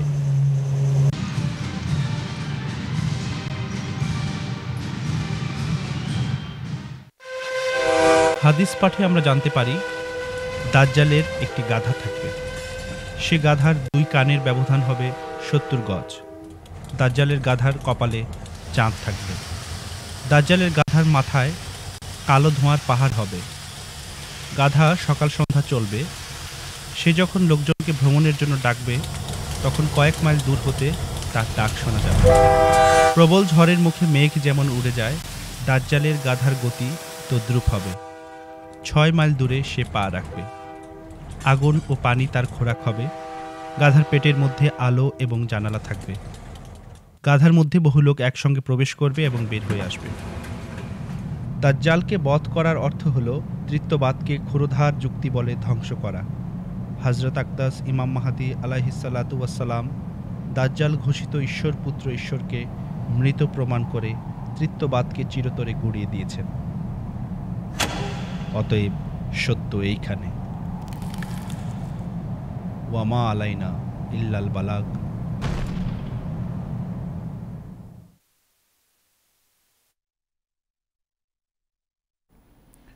দর্শক মণ্ডলী, আমরা দেখছিলাম দাজ্জাল বিষয়ক যে তথ্যচিত্রটি। এখান থেকে আশা করি আপনাদের কাছে দাজ্জালের যে ধারণাটি, দাজ্জালের যে বিষয়টি, সেটি পরিষ্কার হয়ে গেছে। একই সাথে এখানে ইয়াজুজ মাজুজের দিকেও ইঙ্গিত করা হয়েছে।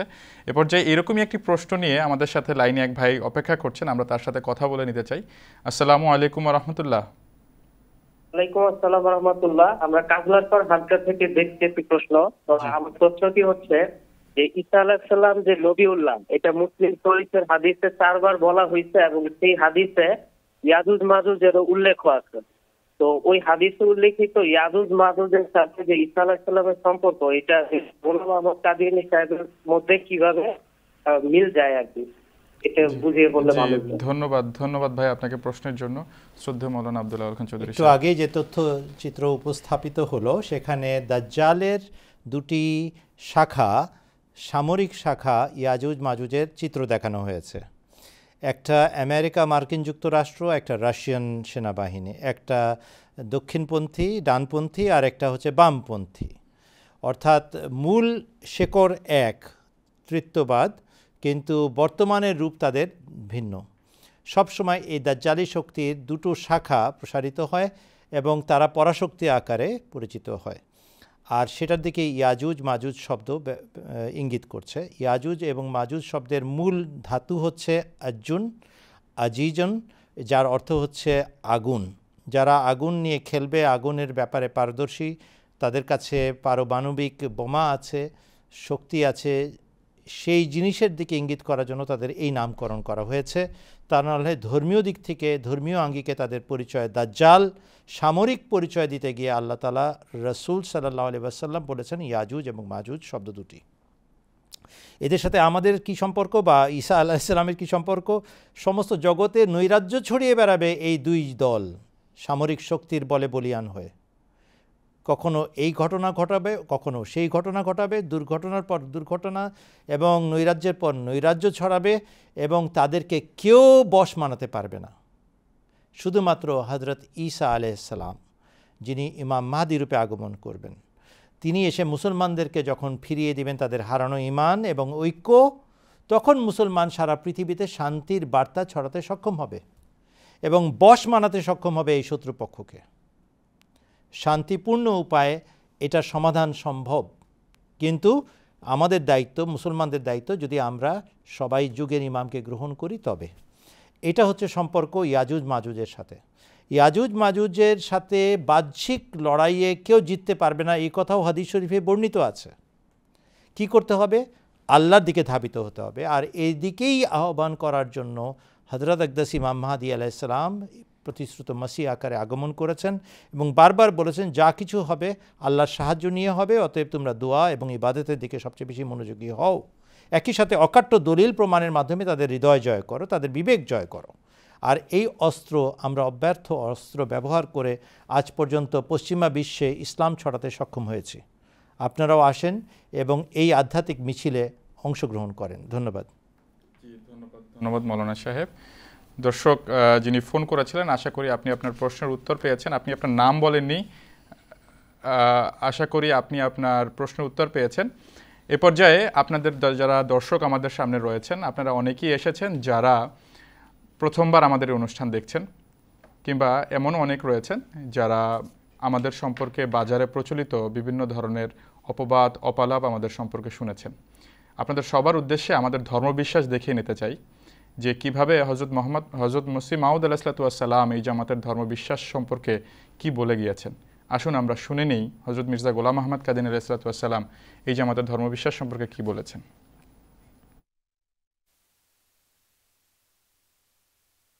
হজরত মির্জা গোলাম আহমদ কাদিয়ানী প্রতিশ্রুত মসিহ ও মাহদী আলাইহিসসালাম বলেছেন, আমি সত্য বলছি এবং খোদা তাআলার কসম খেয়ে বলছি, আমি এবং আমার জামাত মুসলমান। এই জামাত মহানবী সাল্লাল্লাহু আলাইহি ওয়াসাল্লাম ও কোরআন করিমের প্রতি ঠিক সেভাবেই ঈমান রাখে যেভাবে একজন সত্যিকার মুসলমানের ঈমান রাখা উচিত। ইসলাম থেকে কিঞ্চিত পরিমাণ পদস্খলনকে আমি ধ্বংসের কারণ বলে বিশ্বাস করি। আমার বিশ্বাস হলো, এক ব্যক্তি যত কল্যাণ ও বরকত লাভ করতে পারে, যতটা আল্লাহ তাআলার নৈকট্য অর্জনে সক্ষম শুধুমাত্র মহানবী সাল্লাল্লাহু আলাইহি ওয়াসাল্লামের সত্যিকার আনুগত্য ও পূর্ণ প্রেমের মাধ্যমেই সে তা লাভ করতে পারে, তা না হলে নয়। তাঁকে অর্থাৎ রাসূল করিম সাল্লাল্লাহু আলাইহি ওয়াসাল্লামকে বাদ দিয়ে এখন পুণ্যের আর কোনো পথ নেই। লেকচার লুধিয়ানা, পৃষ্ঠা 12, মলফুজাত অষ্টম খণ্ড, পৃষ্ঠা 224-225।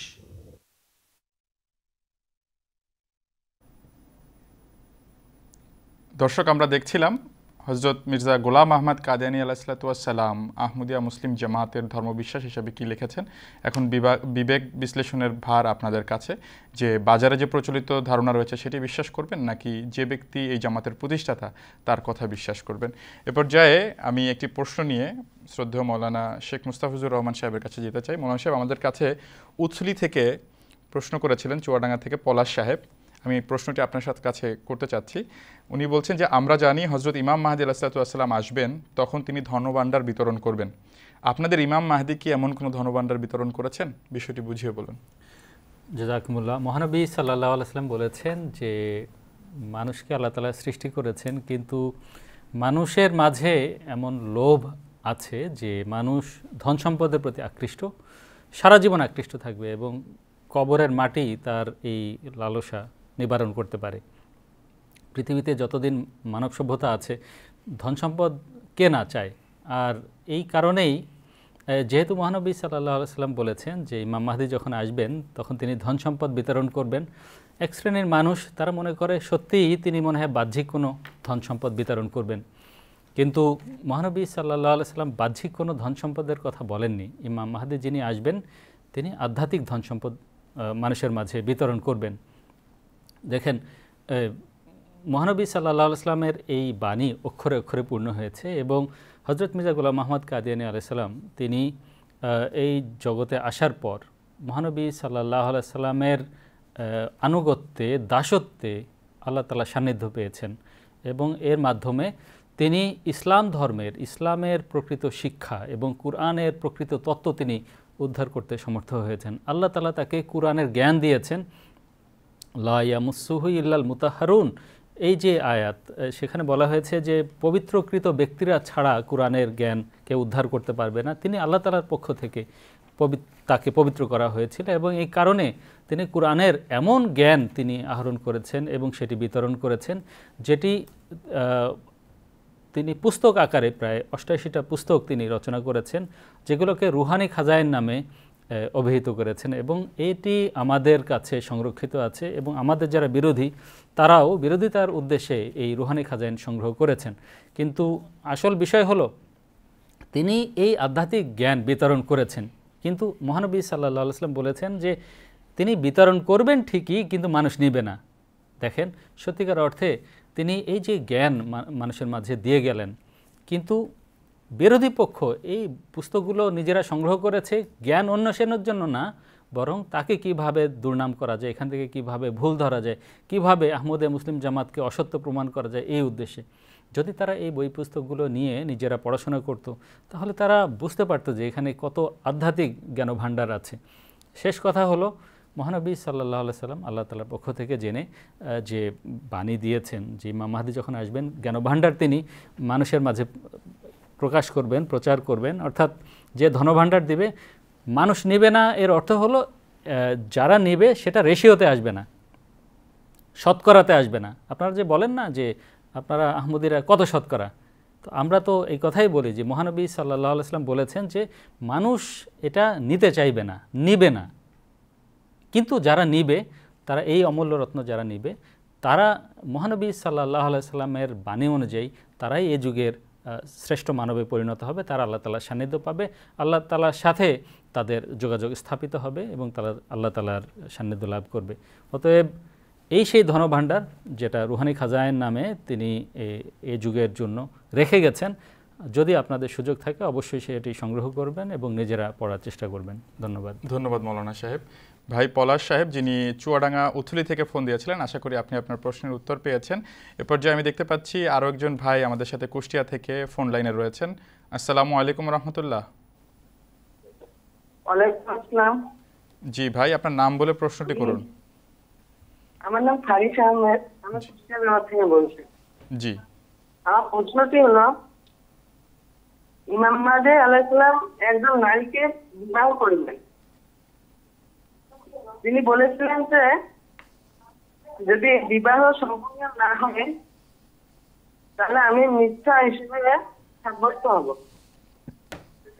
কিন্তু সেটি পূর্ণ হয়নি। তাহলে তিনি সত্যি ইমাম মাহদী হলেন কিভাবে?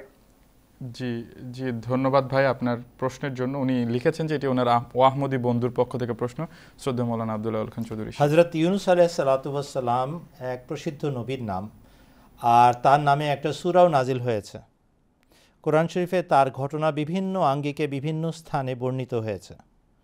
হযরত ইউনূস আলাইহিস সালাম তার জাতির 1 লক্ষ মানুষকে বলেছিলেন, আল্লাহ আমাকে জানিয়েছেন সেই নির্ধারিত দিনের কথা যার পরে তোমরা আর জীবিত থাকবে না, তোমরা ধ্বংসপ্রাপ্ত হবে।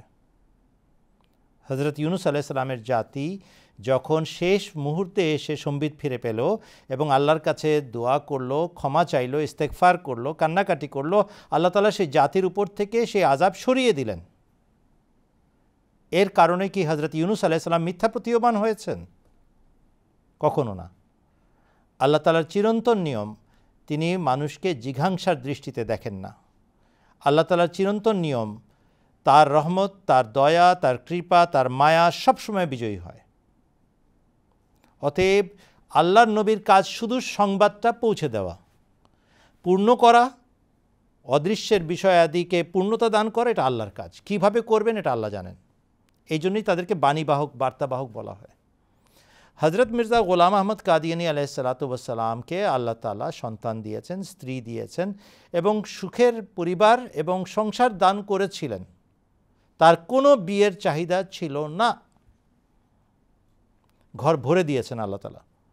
আল্লাহ বললেন যে তোমার এই আত্মীয়র বাড়িতে ধর্মের নামে অবমাননা হয়, ধর্মকে অবমাননা করা হয়, তুচ্ছ তাচ্ছিল্য করা হয়, আল্লাহ রসুলকে তুচ্ছ তাচ্ছিল্য করা হয়, তাদের জন্য একটাই পথ, যদি তোমার সাথে তারা সম্পর্ক গড়ে আল্লাহ তাআলা এই বিয়ের মাধ্যমে তাদের তরবিয়ত করে দিবেন।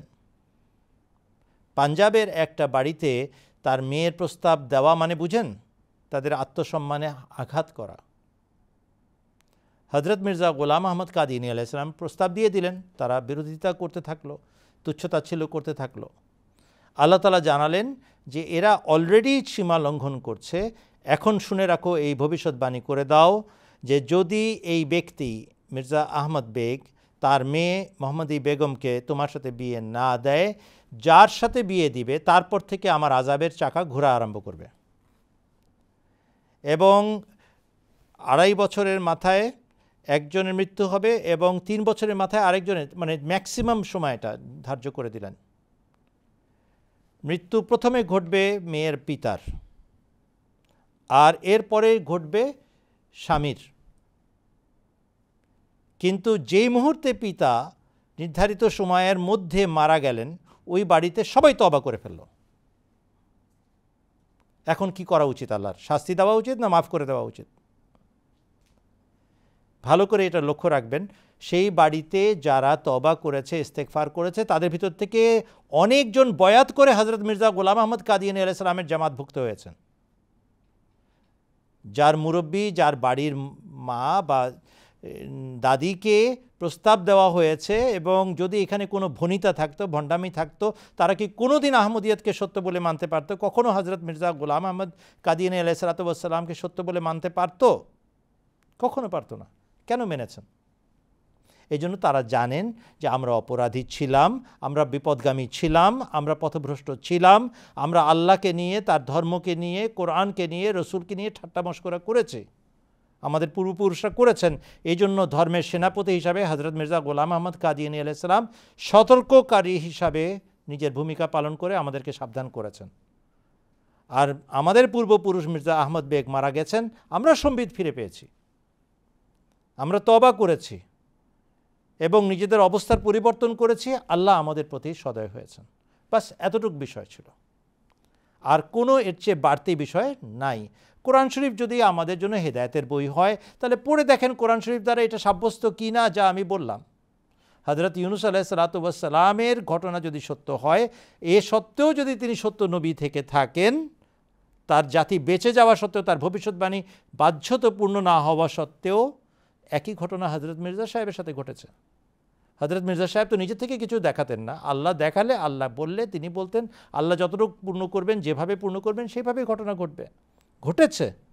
এবং তারা স্বীকার করছে যে আমাদের ভুল ছিল, আমরা অনুতপ্ত হয়ে সংশোধন করেছি, বিধায় রক্ষা পেয়েছি।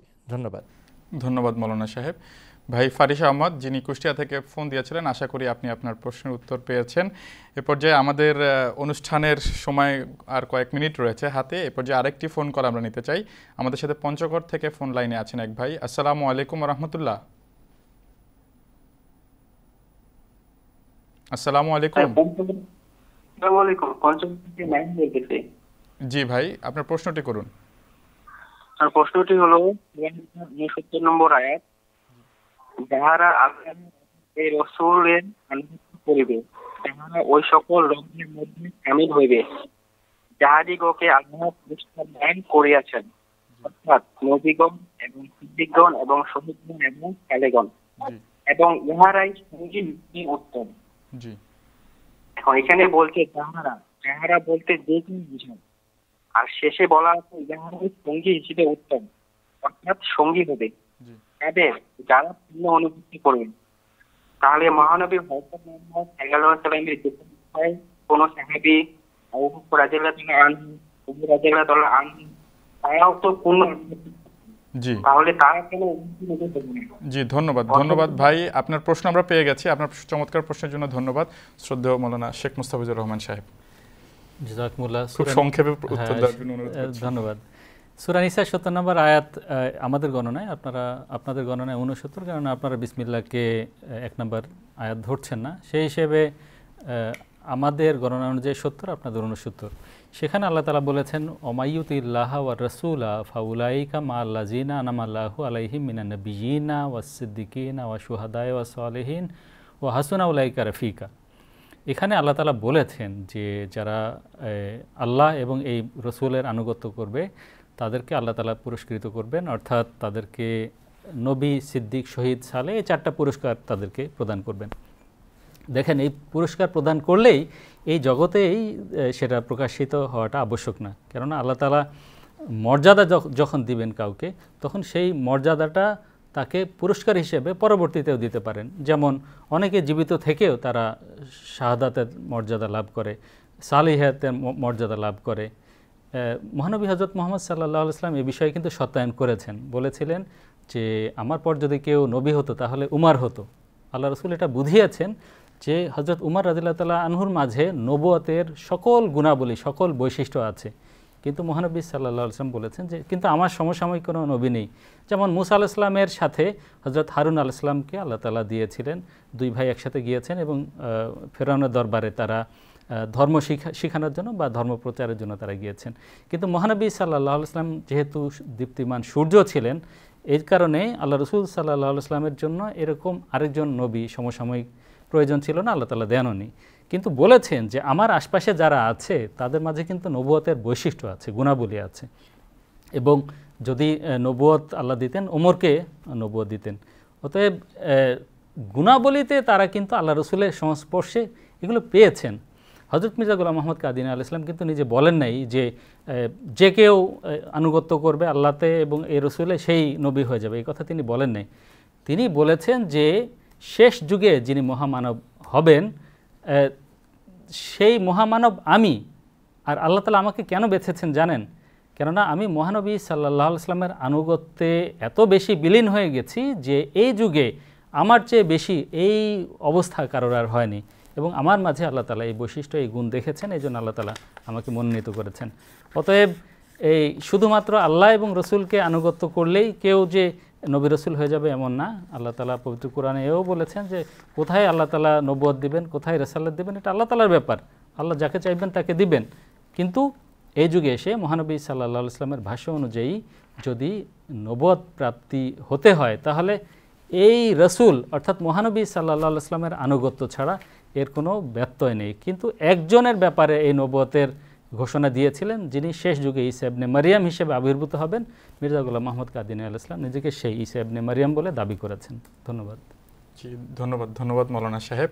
ভাই যিনি প্রশ্ন করেছিলেন মাহিন আহমদ সাহেব, আশা করি আপনি আপনার প্রশ্নের উত্তর পেয়েছেন। আমরা দেখতে দেখতে আজকের অনুষ্ঠানের একদমই শেষ পর্যায়ে চলে এসেছি। আমাদের হাতে আর কয়েক মিনিটই সময় রয়েছে। আপনারা বাংলাদেশের বিভিন্ন প্রান্তে এমন বহির্বিশ্ব অনেকেই আমাদের এই অনুষ্ঠান গত 4 দিন ধরে উপভোগ করেছেন, এর কিছু চিত্রও আমাদের কাছে পৌঁছেছে। আপনাদের কাছে আমরা কৃতজ্ঞ। আপনারা যে ভালোবাসা, যে সহযোগিতা আমাদেরকে গত 16 বছর যাবৎ করে এসেছেন, এর জন্য আমরা শুধু এতটুকুই দোয়া করতে পারি যে আল্লাহ তাআলা আপনাদেরকে উত্তম প্রতিদান দিন। আমাদের দায়িত্ব হচ্ছে আপনাদের কাছে এই বাণীকে পৌঁছে দেওয়া। আমরা সেই চেষ্টাই করে যাচ্ছি এবং ভবিষ্যতেও এই চেষ্টা করে যাব। একদম শেষের দিকে আমি শ্রদ্ধেয় মৌলানা আব্দুল আল খান চৌধুরী সাহেবের কাছে 1 মিনিটে যদি সারাংশ বলে দিতেন আমাদের গত 4 দিনের প্রোগ্রামের।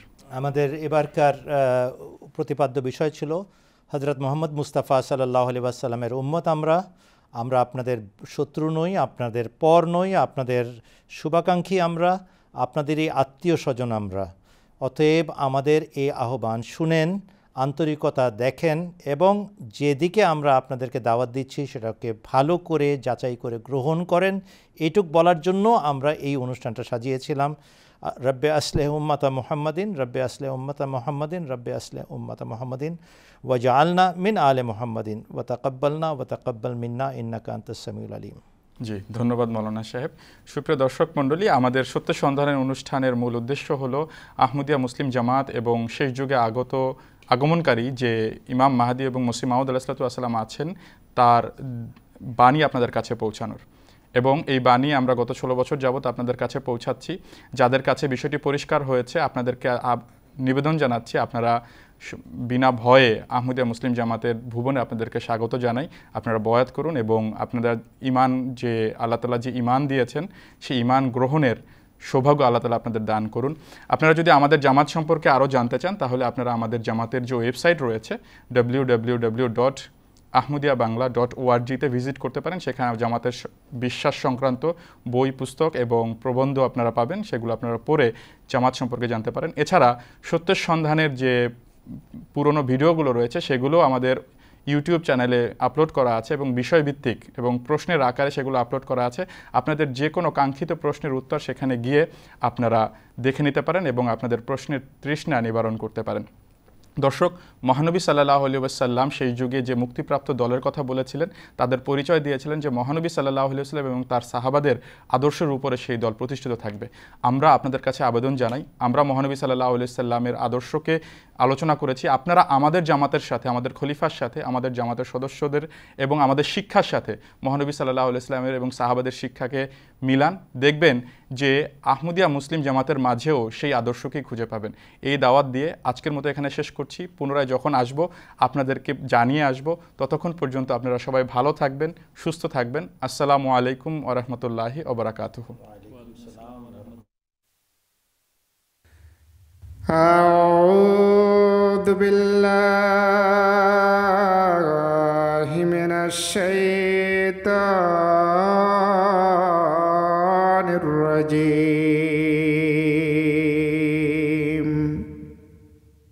ওয়া কুলিল হাক্কু মির রাব্বিকুম ফামান শাআ ফালইউমিন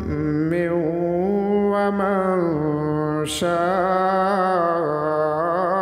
فليكفر